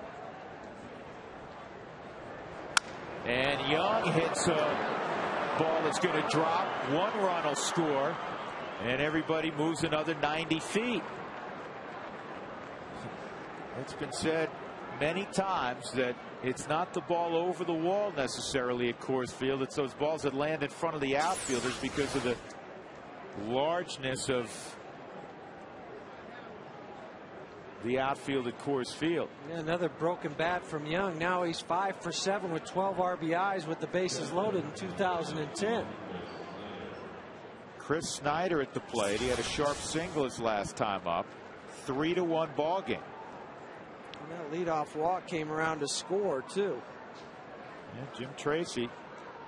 These are the innings. It seems every ball game Hamill has one of these innings, and one of the things as he grows as a pitcher, he's got to be able to find a way kind of to nip it in the bud. All right, he's given up 1 to get to the dugout somehow. Don't turn it into 3 or 4. Breaking ball on Snyder. You have Herron on deck. And it's a tough decision if it gets to Herron for A.J. Hinch. But a lot of times, because of the way he swings the bat, the way he's pitching, he says, I'm going to go with Herron, even if I'm behind. Oh, sure. He hadn't allowed a hit since the first inning. He's staying in there. Oh, now another run comes in as Snyder gets plunked. And you may be forcing the hand of Jim Tracy. Yeah, I think he's going to come out and get Jason Hamill and go to Matt Daly. Daly's been up and tossing. We showed him earlier. He's ready to go.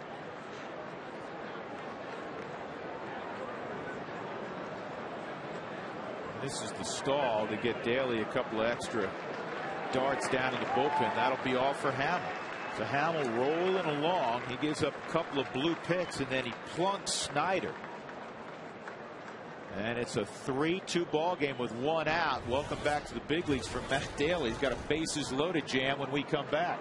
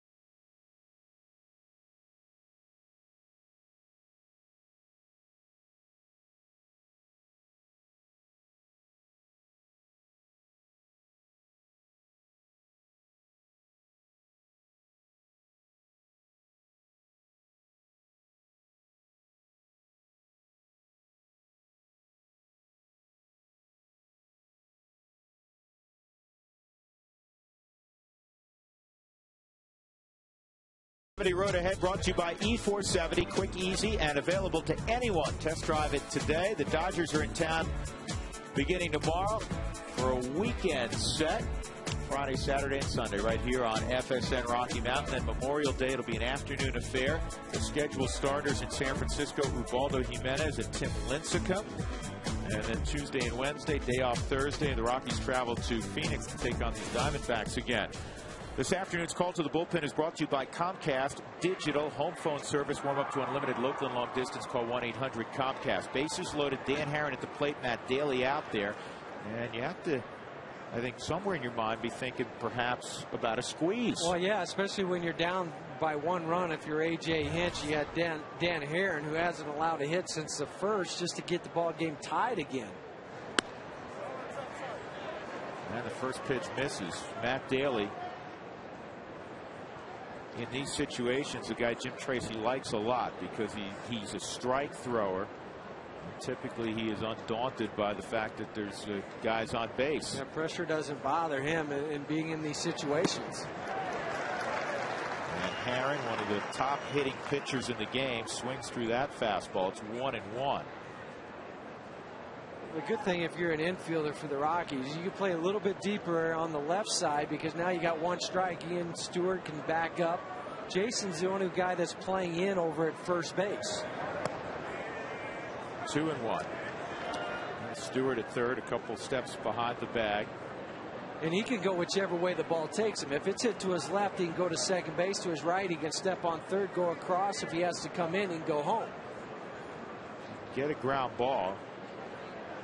Great speed at first in Snyder, even though he's not being held on naturally. Swung on and missed.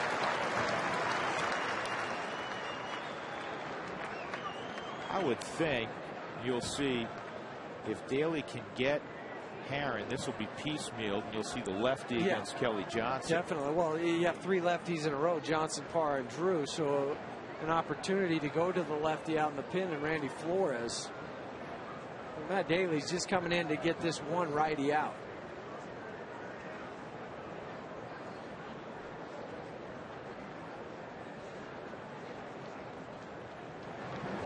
And he got it. He strikes out Herron. 2 outs, bases loaded. Kelly Johnson coming up. And here comes Jim Tracy. A set up fastball away. Right exactly where Chris Iannetta wanted it. Southwest sky cam outside third part of the plate. Easy call for Sam Holbrook. So Randy Flores will come on. His assignment to get Kelly Johnson. 3-2 Colorado.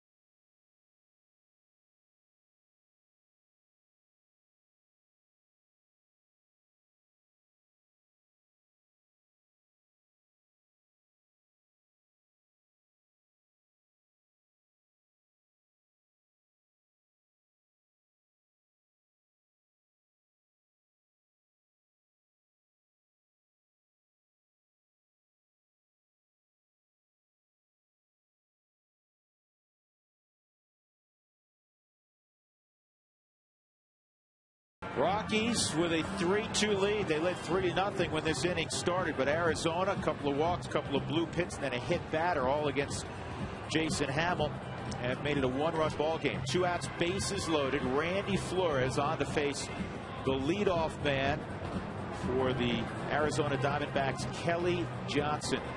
Kelly Johnson 0 for 4 in his career off of Randy Flores. Flores just allowing a 158 average against left-handed batters this year. However, Kelly Johnson this year has hit 289 left on left. He's actually hitting 41 points better against lefties than he is against righties. Yeah, and that's just the chess match that you play as a manager. Does that number trump the number of 0 for 4 against Flores? Does it trump the 158 average against lefties for Randy Flores? That's how you make the move. Like so many lefties, situational lefties that come in, you see slider right out of the gate. I'm not going to throw a first pitch fastball to him if I have a good sweeping slider that I can stay away from his power zone. At third base, Mark Reynolds, a bloop single. Chris Young, a bloop single that drove in a run at second, and Chris Snyder, who was hit by a pitch to force in a run. Last pitch thrown by Hamill. He's at first. 0-1 on Johnson. And it's swung on and missed. It's 0-2. 2 dandy breaking pitches from Randy Flores. Hard slider from the Hyundai Cam. And that front hip just flew open real fast. He thought it was a fastball. Kelly Johnson did. Throw the same pitch again. Don't overthrow it either. Move it farther away. That's where Ionetta's going. And this ball is in the air to Brad Hoffman right. He makes the catch. A great job by Daly and Flores. The Diamondbacks get 2. The Rockies still lead by a run.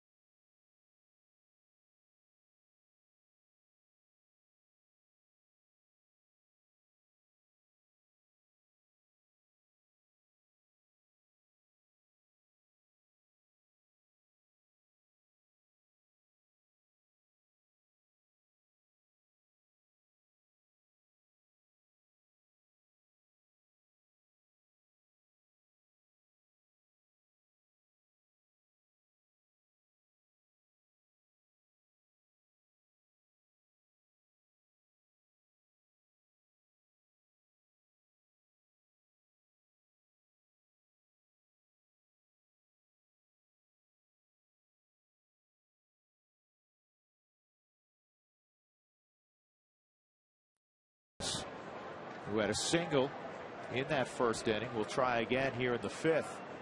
Really not a ball hit hard. Maybe that little soft line drive to center field off the bat of Ian Stewart, but other than that, some easy pop-ups, easy ground balls. Down the line and under the glove of a diving Adam LaRoche, and it will be a head-first slide and another double for Carlos Gonzalez.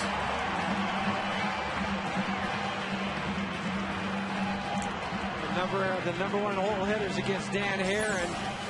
just gone up. It was 3:53 going into the ball game. Stays on that fastball away from him, just hooks it past LaRoche for Carlos's 7th double on the season. And that's the way you kind of answer that last half inning. If you're the Rockies, come out immediately, get a runner in scoring position. Now it's up to Spilly to hit the ball to the right side or maybe even drop down a bunt. This replay brought to you by the Colorado Lottery. Same situation in the first inning for Spilborghs. Trying to drive the ball the other way. He almost drove it out of the ballpark. Top of the fence for a double that brought home Cargo with the Rockies' first run. 2-0. From now until June 30th, replay any of your non-winning scratch tickets and a second chance drawing. Enter those tickets at coloradolottery.com. Spilborghs had double and also a little flare to second base.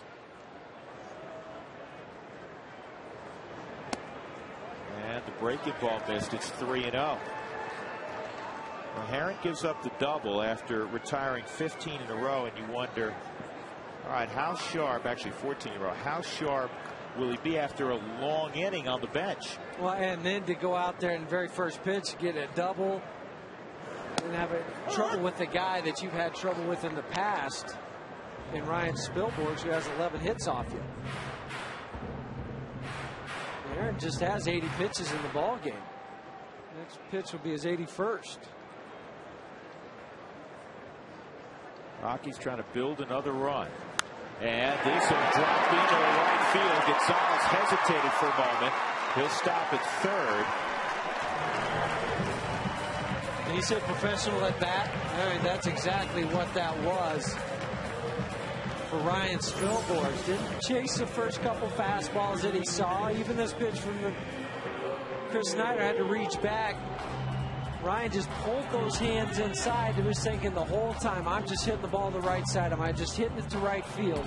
You know, what a game for Spilborghs in terms of situations that have arisen that can help him in the long term, because he'll tell you he's been pulling off the baseball a large percentage of the time the first couple of months of the season. He was forced there to stay close. Well, it goes back to some things you do when a guy's in a slump. You'll do a hit and run so he doesn't have to think about anything but other than hitting the top half of the ball. That's a situation right there where all he was thinking about was hitting the ball to the right side. Giambi takes down low. The infield at double play depth with nobody out. So they'll take two and give up a run. Rockies ahead 3-2. And there's just two places right now you don't want to hit the ball on the ground. One's back to the pitcher, the other one's to the first baseman. Cargo's got to see it past the mound, doesn't he? This ball driven to left. He'll tag. Parra's got the catch. He'll throw it toward the plate. Great job by Jason Giambi. The Rockies get a run back. It's 4-2. And for Giambi, his 10th RBI of the year. Well, it's all set up by that at bat from Ryan to get it to first and third. Jason was struck out back in the first inning on a fastball away from him, this time from Dan Herron. He just takes that ball and hits a sac fly to right field. I mean, that ball was driven. It wasn't just a lazy fly ball. That was on the line. Now Tulowitzki. Watch Spilborghs. You have the stopwatch out. Spilborghs, a good athlete. He has the ability to steal double figures and bases.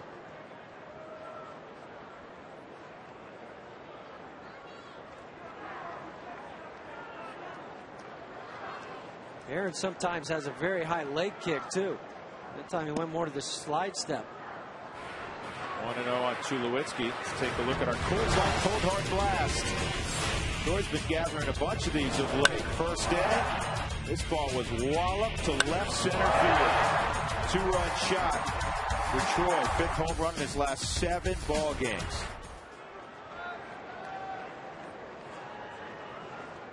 And this ball tomahawk to left. It'll drop another base hit. First and second with 1 out. With Brad Hopp coming up. We talk about Troy liking that pitch that's up. Well, this pitch is out of the 4th strike zone. He tomahawked that one, kept the hands above the baseball. Used that top hand to get over the top of it, drop it into left field in front of Gerardo Parra. Well, describe that line that we always talk about hitting. Hitters talk about hitting. Coaches talk about staying tall. Well, with that ball that's up, especially if you stay tall through the ball, that allows you to stay on top of it. But if something happens and you crouch a little bit or you drop that backside, all of a sudden it's just a weak fly ball that maybe doesn't even make the outfield. It might stay in the infield. Also, if you stay tall, don't you stand that backside a smidgen longer? Yes, you do, because your weight transfer is better. Breaking ball swung on and missed by Brad Hopp as we take a look at the Amica hit zone on Hopp. A lot of hot spots. Well, about the only problem, the place that gives them problems, that one up and in by the letters. We saw him golf one out a couple nights ago at the 250 mark. Anything away from him, get that long leverage. We had a pitch there to hit. 0-2. And for each Colorado hit from now through the end of the season, Amica Insurance will donate $10 to the Boys and Girls Club of Denver. Thank you, Amica.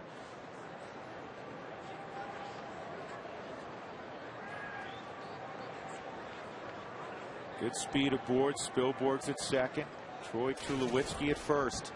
4-2 Colorado. Rockies trying to sweep the Diamondbacks.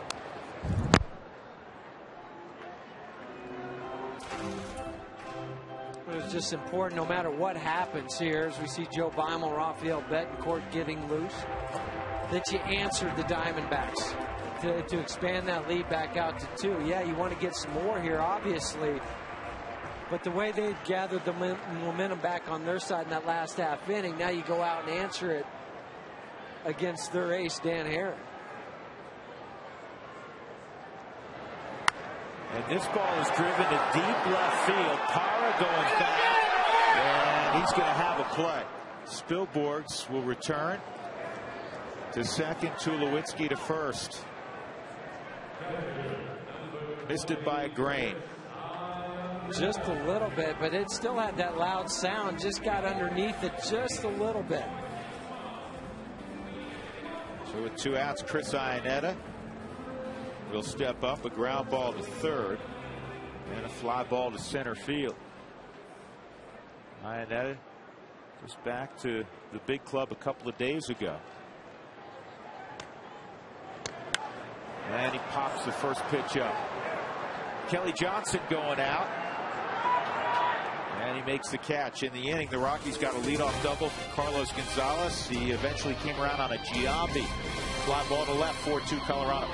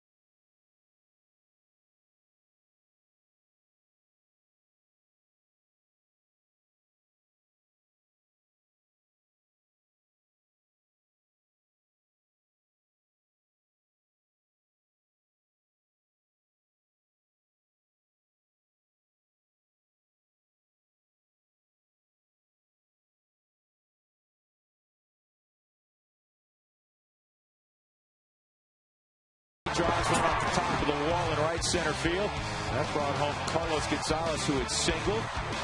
And Spilboards would trot home on this. A long home run off the bat of Troy Tulowitzki. Rockies had a 3-0 lead. Jason Hamill was cruising along until the 6th inning. Then a couple walks and a couple of blue hits, this being one of them off the bat of Chris Young. And then he hit Chris Snyder. Next thing you know, it's a 3-2 ball game. Jim Tracy went to the bullpen. And a combination of Matt Daly and Randy Flores quieted the rally. That's our Cooney Lexus look back where luxury has an address. Well, Randy Flores warmed up. We've seen this before from Jim Tracy. Gerardo Parra, once the pinch hitter for Parra was announced, Jim Tracy comes out and he will go to his right-hander, Rafael Betancourt. We'll be back in a moment.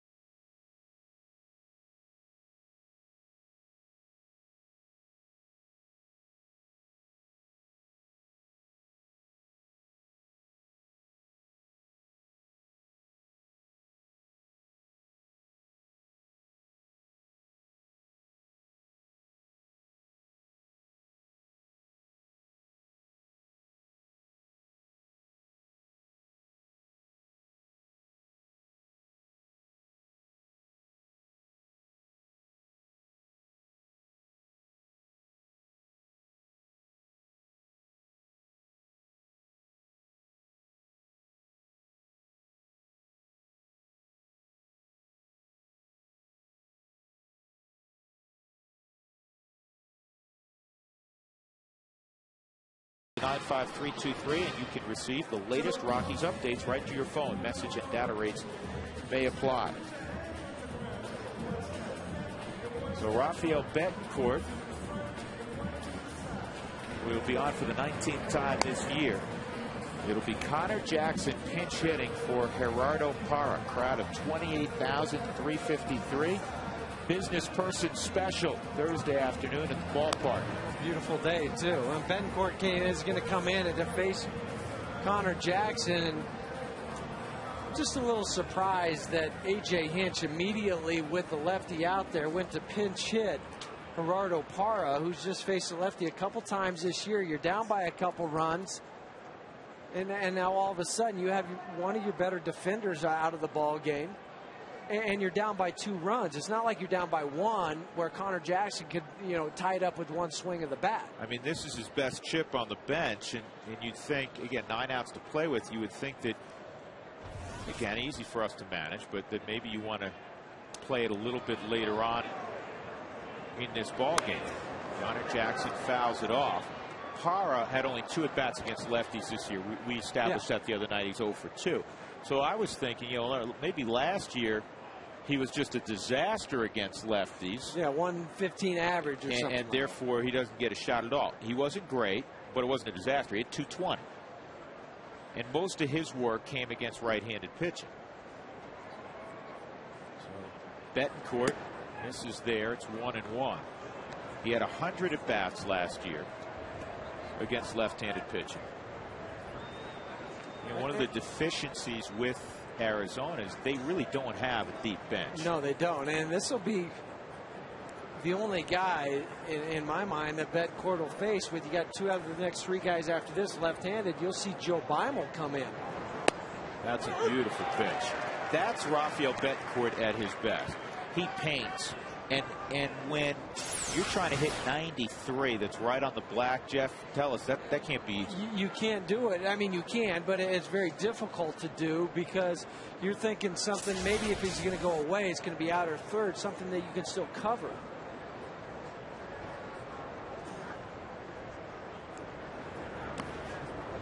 Slider, and it's 2-2.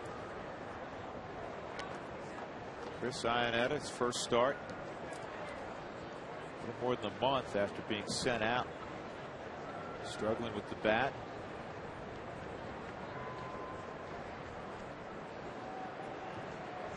If you looked at the box score after the last night, maybe you didn't see it. You thought, oh man, Betancourt really got torn up in that ninth inning. He gave up 3 runs. A little misleading. Did he give up a home run? Absolutely. Sure. A lot of guys do it against Mark Reynolds. It was an opposite field home run, so it's not like he threw it right in the cookie jar. The 2 runners that were on base that preceded the home run were seeing eye singles through the right side of the infield.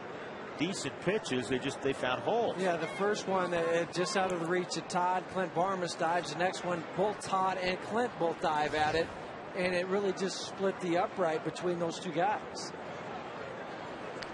2-2, just missed down low. 3-2. Betancourt had to take a walk. That was a 94-mile-an-hour fastball. I don't blame him. This pitch is a strike right on the corner, right at the knees. You got to have that. You cannot miss that pitch if you're Sam Holbrook.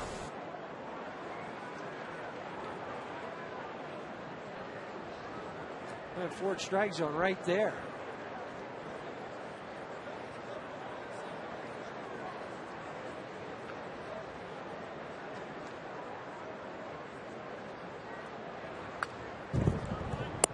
Pitch by Betancourt.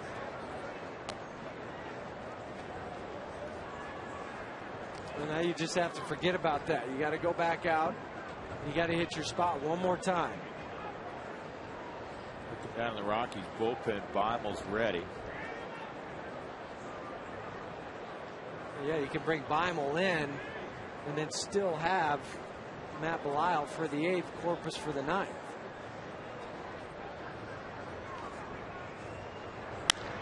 In the air to center field. Good pitch. He hit his location there off the end of the bat, basically. And Carlos Gonzalez's catch retires Connor Jackson. 1 out, and here comes Jim Tracy. And he will go to Joe Beimel. As you heard Jeff Houston describe, you have 2 out of the next 3 hitters due up that hit from the left side. 4-2 Colorado.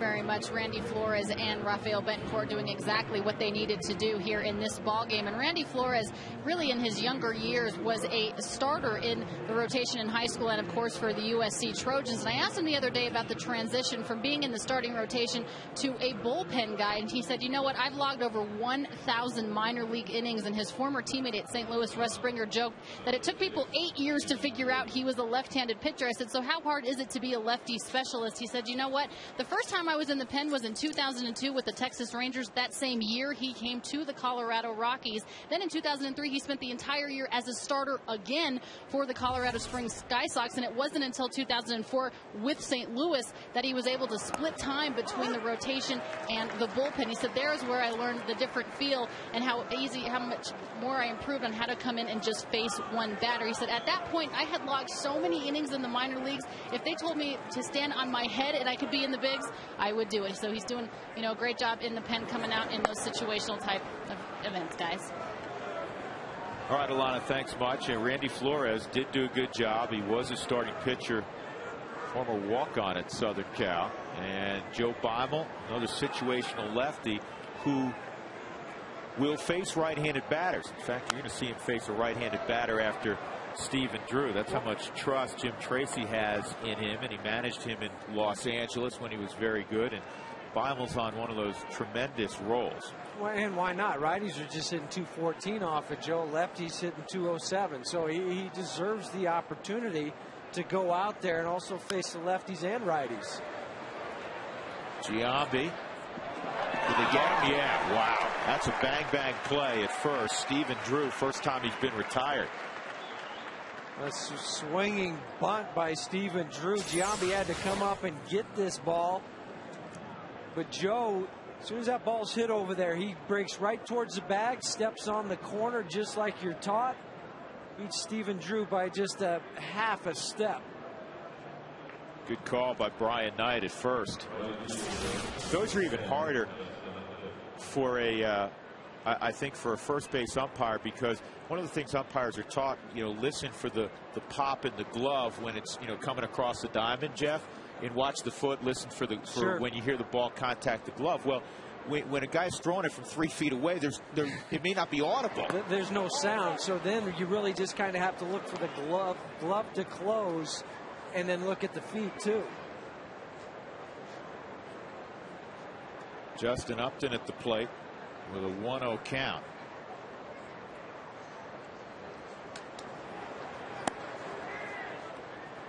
Of course, there you're staring at the 2 feet coming down on the bag. And both of those make a little bit of a noise too. So maybe that's what they're thinking. Looking at the 1 foot of the pitcher and then the foot of the base runner. 2-0 on Upton. 0 for 3, couple strikeouts against Hamill, and he was out front there.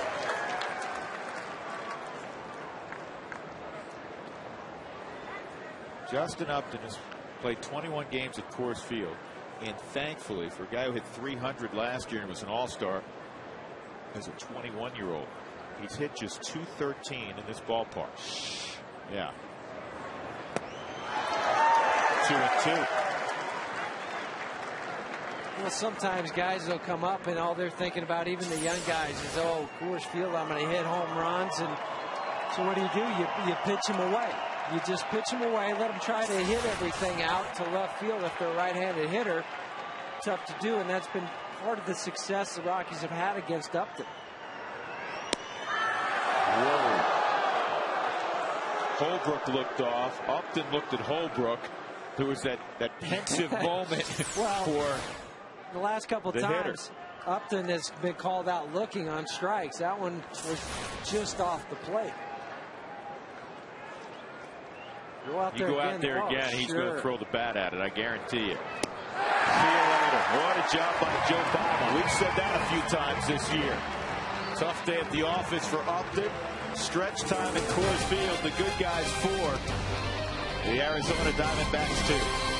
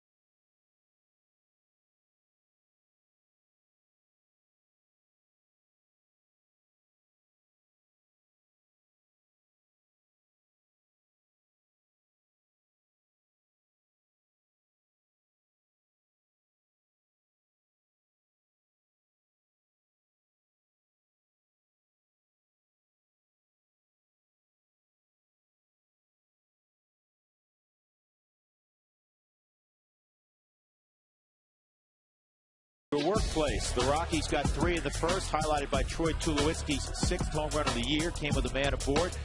After Arizona got 2 in the 6th off a Hamill, the Rockies got a run last inning. And now as we go to the bottom of the 7th inning, it's 4-2. The Rockies have 6 hits from 3 players.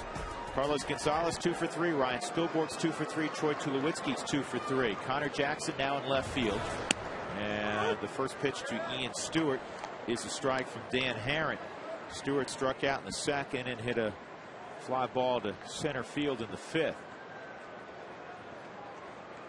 Actually more of a line drive to center field. He hit it pretty good. This one he pops up to right. Justin Upton waiting. And then he'll bring up Clint Barmas. And let's take a look at our Breaks Plus Take a Break poll of the game. The question today: have you ever attended a minor league game, or do you attend minor league games? For folks who live in the Denver area, just a matter of going down to Colorado Springs, 71% good for you. I've taken in a minor league game. You know, it's really fun if you're in one of those smaller municipalities that have, you know, an A-ball team. Of course, you came up quickly in the Montreal Expos organization, and I don't know how charming you thought it was then, but you know, going back now and all the promotions that are really unique to minor league baseball, as Barmas singles.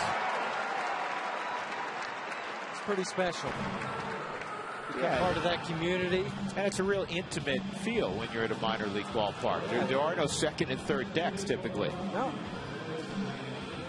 Well, Seth Smith, maybe wondering, hey, Smith hit 2 home runs yesterday and hit 2 long fly balls in his other 2 at-bats. Why wasn't he in the starting lineup today? Well, Seth Smith took himself out of the ball game in the 9th because he's like the last guy in the clubhouse to get that flu bug that's been going around. And I kidded Tracy earlier. I said, what kind of manager are you? He was sick as a dog yesterday, but he hit 2 home runs. He ought to be in there today if he's sick.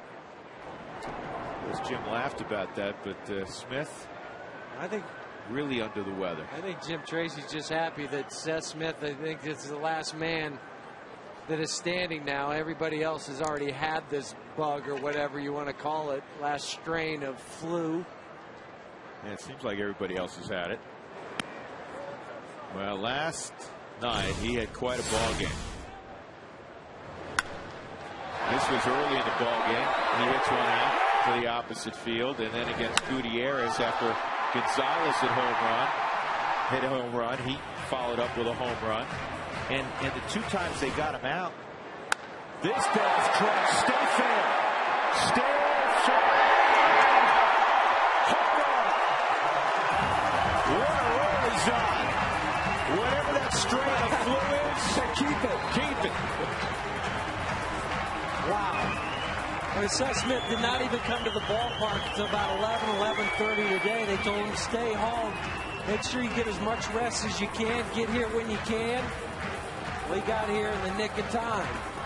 It don't even look like he feels good. No, he just... How about that? You come off your sick bed. Second pitch you see from Aaron. First one was a fastball away. This time a fastball in. Completely missed location. Seth Smith just stood at home plate for a few minutes just to see if it would stay fair. Well, it stayed fair in the 2nd deck. Brian Knight saying fair ball. You know, here's another funny aside about Seth Smith. Tulowitzki's wearing him out because they love his teammates love him, but they love to tease Smith also. Tulowitzki was part of a group that quarantined his locker today. They put tape over it. They had the police, you know, yellow tape. This ball's hammered. Flying with the foul call, and this one's gone. Same identical spot. Carlos Gonzalez with his 6th of the year. Can't even get a story out. Everybody keeps hitting him into the seats.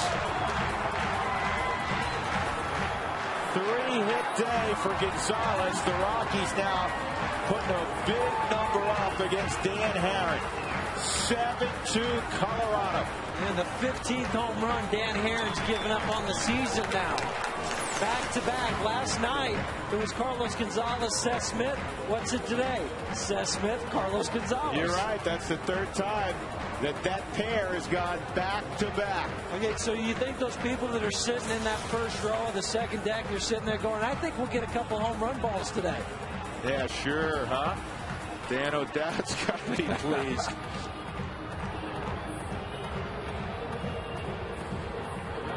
And tacos again. That's right. Yeah, they're on the phone. Hey, you're not going to believe it. We're sitting in the second deck, right next to the foul pole or behind the foul pole. They keep peppering us up here. 2 baseballs have come up here. Well, we've got tacos, fans. The Rockies have scored 7. Wait, hold on. There may be more. Back to back to back. Spielberg struck around the bases.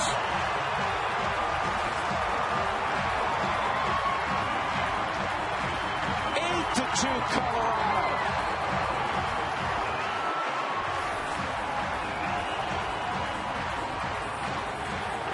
A.J. Hinch has seen enough. Now it's 16 home runs for Aaron given up. First time this year, back-to-back-to-back jacks. Smith, Gonzalez, Spielbergs. And it's a long walk off for Dan Herron. 8.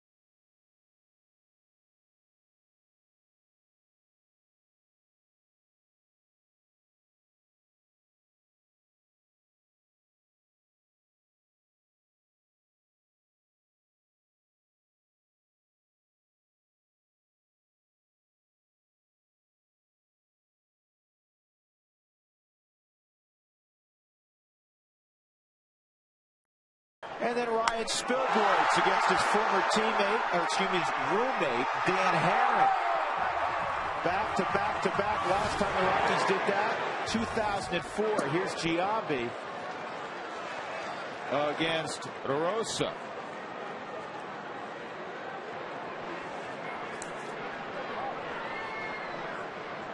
Carlos Rosa, who threw in the ball game last night, and that's in there for a strike. 1-1. 7 times now the Rockies in their history, as you look at Rosa's numbers, have gone back to back to back. I'm just looking at Seth Smith's numbers now. Do you know who's leading or tied for the lead in home runs for the Rockies? That's right. It's that man right there, Seth Smith, tied with Miguel Oliva with 8 home runs on the season. And so sick. Again, they quarantined his locker. His teammates, Tulowitzki was in the middle of it. They taped it up. They had the police tape on it.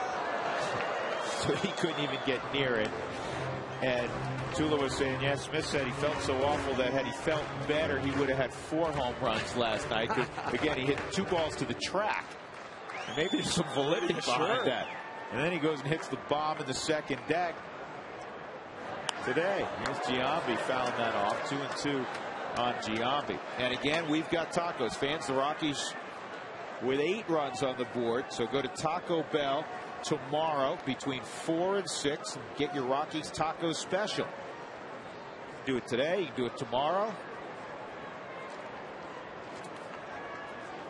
Both days. 3-2 on Giambi.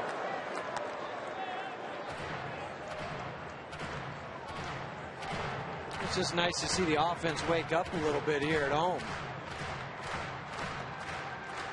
Coming off that road trip after he scored a bunch of runs on Sunday. 7 runs last night, 8 so far today. Heads up.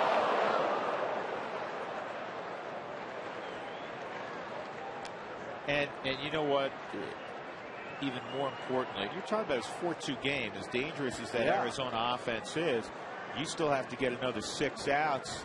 And you have to grind that thing out, because anytime you have a base runner, you have a situation with a tying run at the plate, and with their lineup, it's probably somebody who can hit it over the wall. Now you have a big push. Yeah, and we just saw a shot at A.J. Hinch. His comment in the Arizona papers today was, they got us down last night, and then they stepped on our throat, threw 4 more runs up there, make it 7-0. Well, same thing today. You had the lead, 4-2.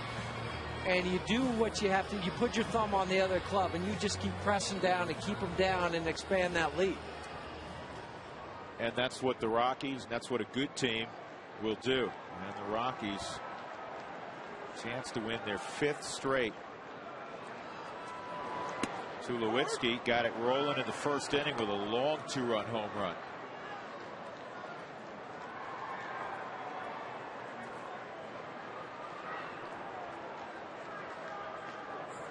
Dan Herron gave up last year 27 home runs, which is a fair amount. But again, he threw 229 in the 3rd inning, so it's not nearly as bad as it sounds. He also won 14 games at a 3.14 ERA. Dan Herron this year has given up 16 home runs in 74 plus innings. That's shocking, and that's part of the thing. Talking to scouts and other people around baseball, that's just one of the big question marks with Dan Herron. What's wrong? Why is he giving up all these home runs? What's happening? Hey, he's given up 8 in his last 2 games. I know. That's what's shocking, because he did it against the Phillies, and now he did it again here. But I just noticed that split finger was nowhere to be found today. It wasn't even in his repertoire. He went more with the cutter, the fastball, and the curveball. Maybe there's something wrong with his arm that he's not telling anybody, where maybe just doesn't feel comfortable with that splitter anymore.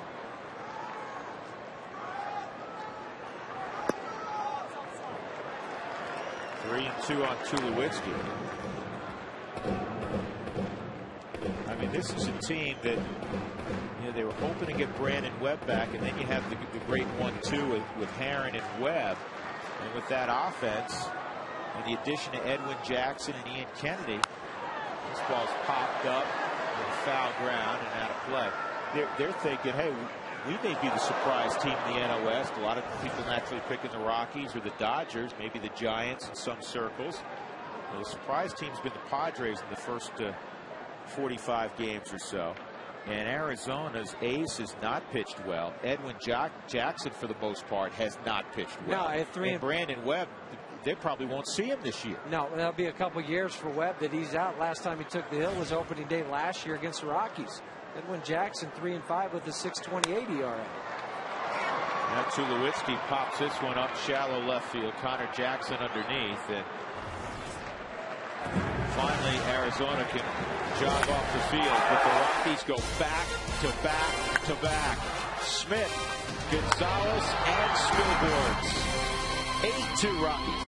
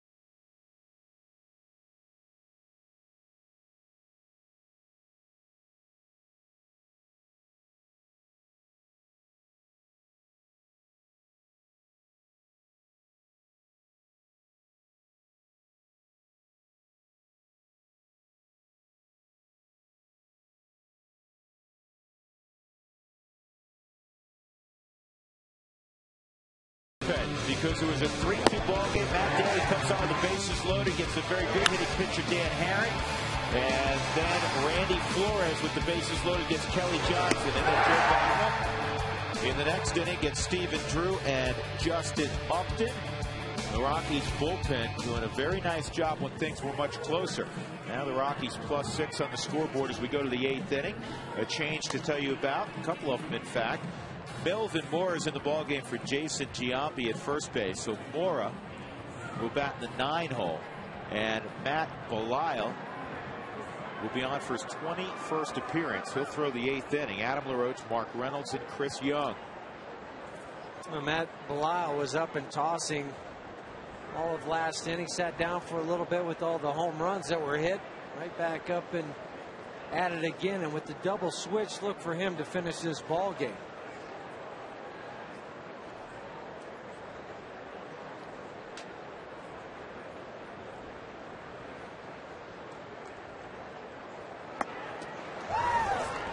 Adam LaRoche swings through that offering. LaRoche 0 for 2 and a walk, scored in the 6th inning.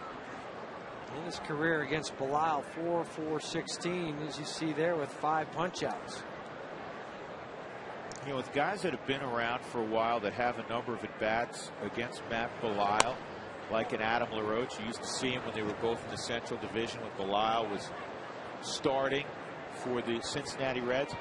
I dismiss a lot of those numbers, Huey, and I bet you do too, because he's a different guy. Well, he is, because he's coming in and out of the bullpen now, primarily just throwing that fastball and slider. Doesn't have to worry about the 3rd or 4th pitches that he has. Now he's more of, okay, here's my fastball, hit it if you can. Here's my hard slider, and that's what you're going to get.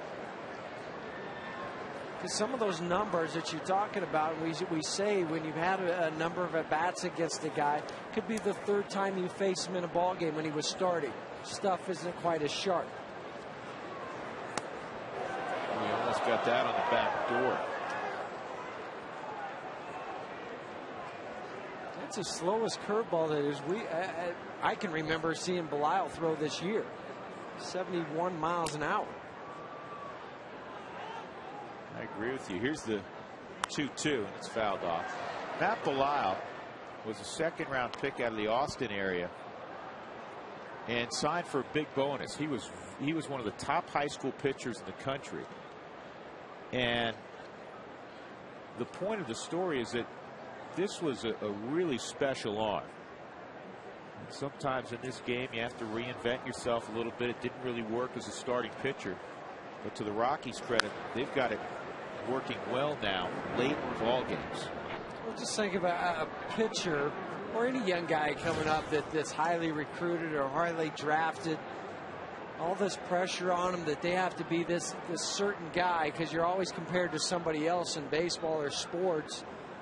And after a while, you kind of forget who you are, and that's what Matt Belisle said. Finally, you know what? I've got to go out and pitch like Matt Belisle. I can't worry about being some other guy. How about that? Disappearing breaking ball. And LaRoche, a strikeout victim for the 3rd time in the ball game. His 3rd time on a breaking pitch, too.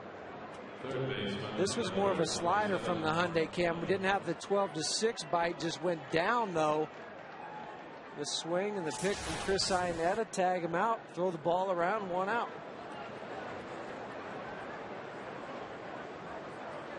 Mark Reynolds is 1 for 3. He had a loop single to left in the 2-run 6th inning for Arizona that at the time loaded the bases.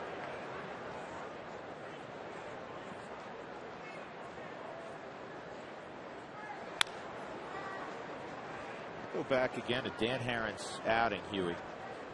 He gives up 3 runs in the 1st, and then he's untouchable in the middle innings. He retired 14 in a row, and then the Rockies get a run against him in the 6th inning and then just blow him up in the 7th. Just a really odd outing, wasn't it? Well, and he even got that first out. And a strikeout again. Yeah, the 7th inning, and then Clint Barmas with the base hit up the middle to start everything going.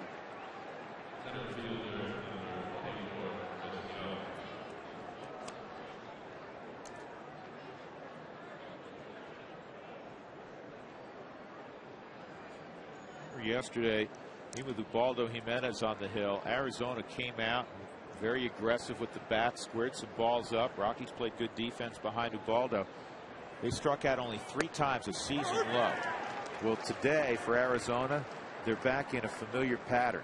Feast or famine. And it's been more famine than anything. They've punched out 11 times in this ball game. And the big one to me, when you had the bases loaded, Dan Herron up, Matt Daly struck him out, and then Flores got the fly ball. I mean, that just shut everything down right there.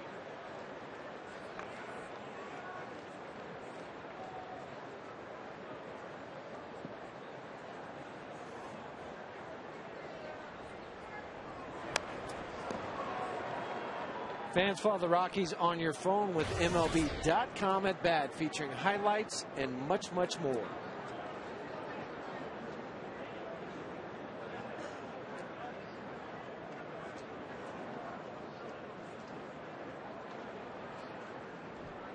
Oh, 2 on Chris Young. Ionetta sets up away, and it's a strikeout of the side for Matt Belisle.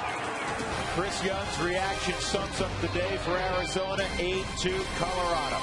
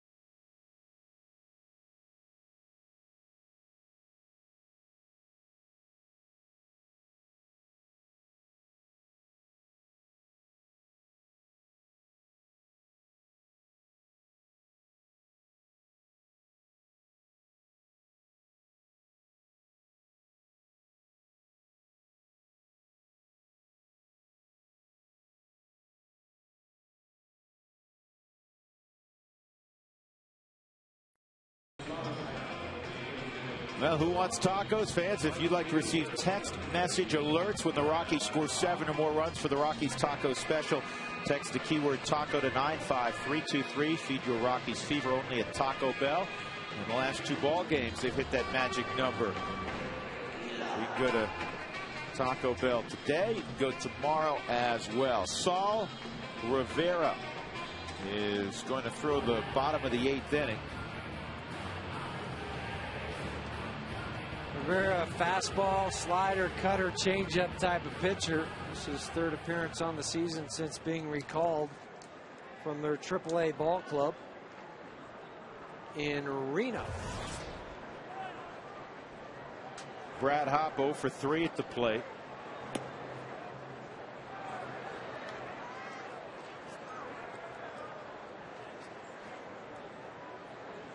Dan Herron gave up 8 runs on 10 hits and 6 1/3.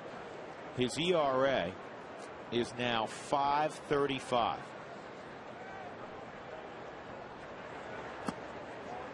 You said it earlier.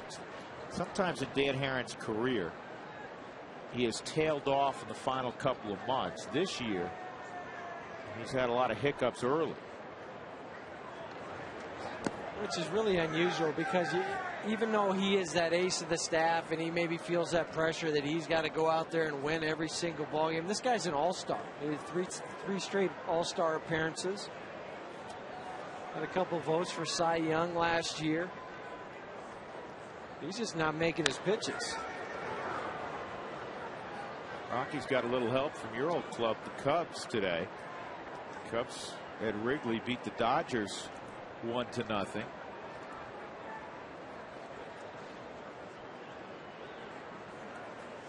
Marshall over Eli. Marmol, the save, is 11th.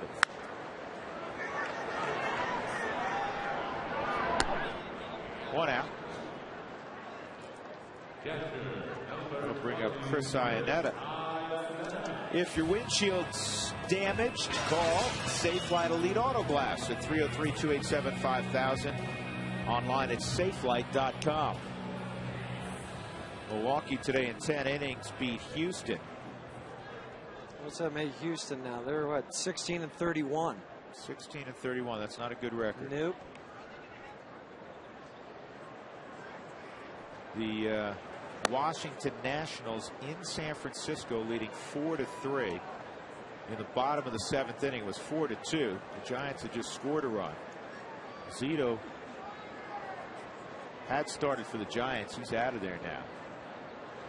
1-0 to Iannetta, now 2-0. Starting to be some chinks in that San Francisco armor. Well, and they're dealing again with some injuries in that Renteria, their starting shortstop, just went on the disabled list.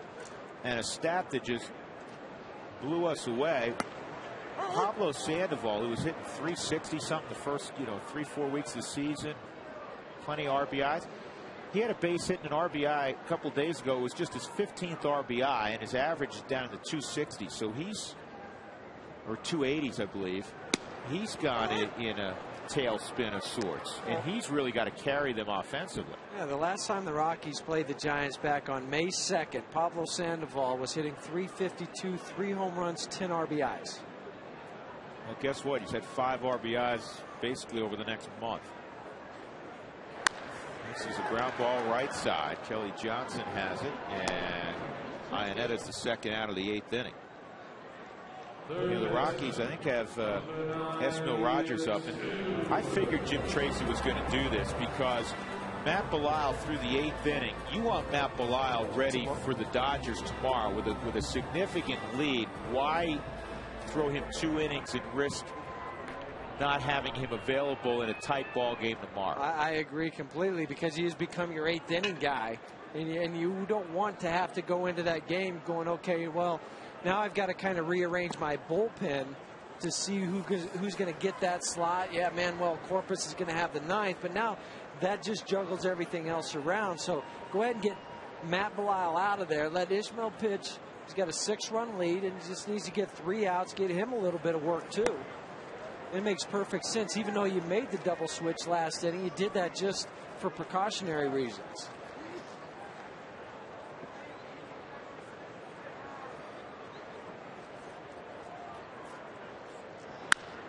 This is a bouncing ball up the middle. That's a nice play by Kelly Johnson. Really nice play to get Stewart. So a 1-2-3 inning for the former National Saul Rivera. We'll go to the 9th. The Rockies 3 outs away from their 5th consecutive victory.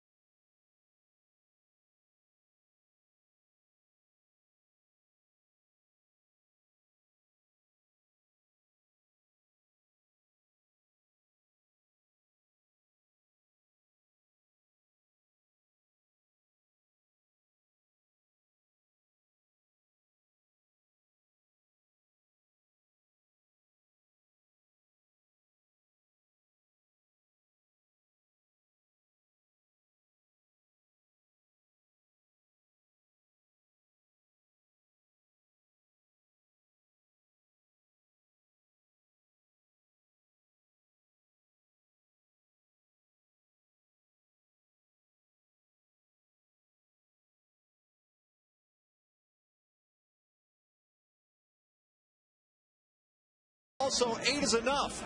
Jason Hamill, 8 strikeouts, and the Rockies score 8 runs. Both should lead to success today. And so sick. First of all, we just started that with Seth Smith, who was sick today, then homers, then it leads to back-to-back-to-back home runs. All that's coming up in the postgame report. Drew. All right, Tom, thank you very much. That's Mill Rogers. Will be on for the 10th time. Last outing in Kansas City, that's Sunday afternoon. Earned his first major league win, came in relief of Aaron Cook. Came in with the bases loaded, got a double play. Pitched a couple a couple innings after that. Yeah, the Giants have rallied. They have taken a lead on Washington at AT&T 5-4. The Giants 23-22 coming in.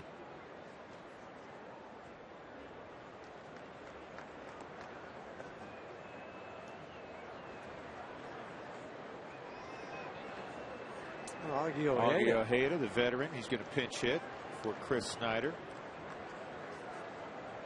Augie just 1 for 16 hitting from the left side this year.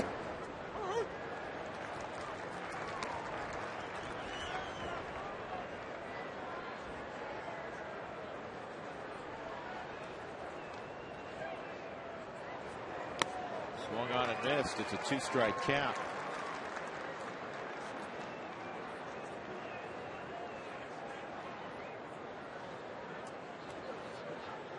Rusty Riles on deck in the pitcher spot.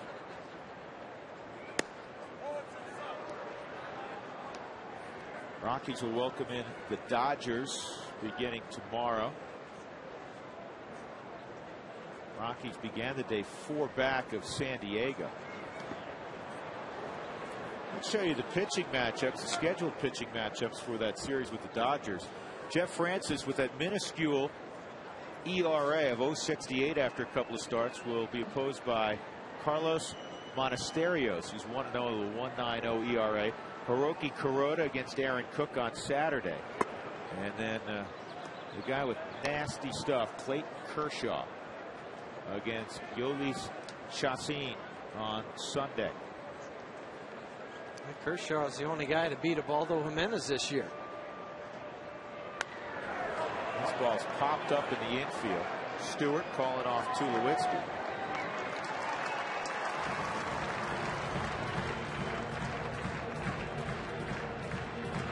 One out. And again, Rusty Ryle will be the pinch hitter here.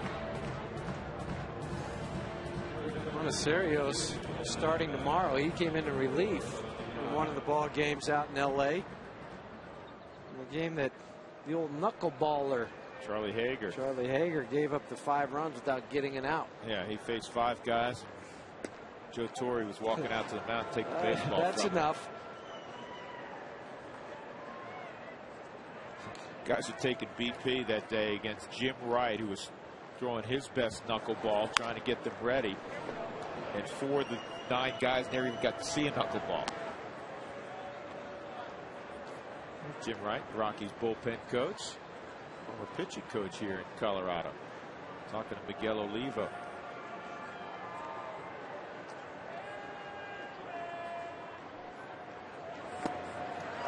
Good breaking ball in the dirt.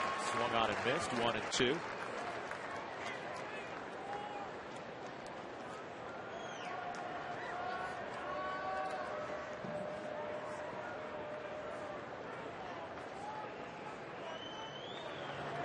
And he went around. Another strikeout for the Rockies pitching staff today. 2 outs in the 9th inning. 13 punch outs today for the Rockies staff, and they're 1 out from a sweep. Yeah, a lot of them on that breaking pitch. A lot of them from Jason Hamill. This one, the last one from Rogers. Those back-to-back-to-back jacks when Arizona still felt like they were in the game. It completely, you could visibly see it just demoralized. The at-bats were different. I mean, they were swinging.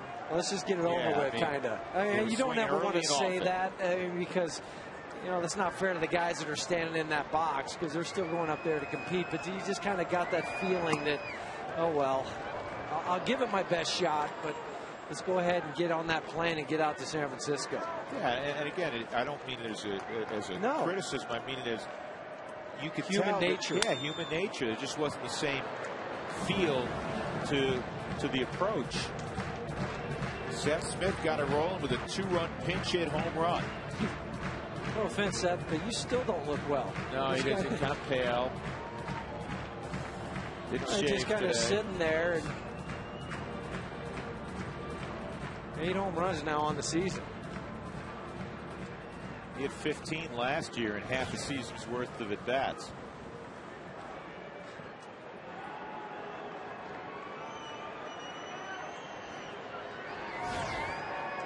It's the 2-1 to Kelly Johnson. 3-1.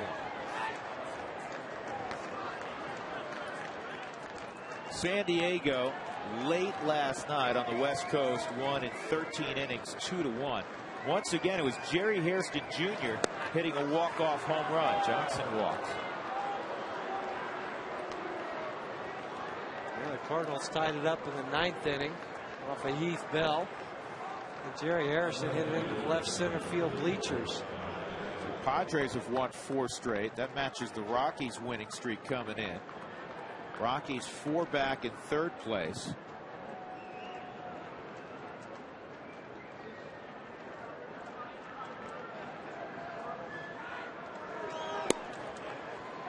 Dodgers now 2.5 games back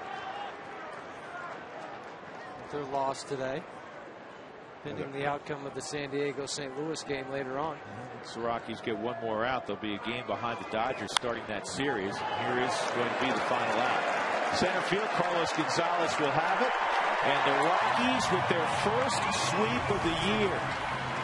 They beat Dan Herron. They beat him emphatically 8-2 this afternoon.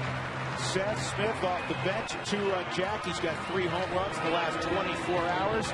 Jason Hamill gets the win. He's 2-3. Dan Herron takes the loss. He's 5-4. The Rockies have a 5-game winning streak, and they've won 6 straight here at 20th and Blake. The player of the game is brought to you by Granger, for the ones who get it done. Big day for Ryan Spilborn, sitting out of the 2-hole.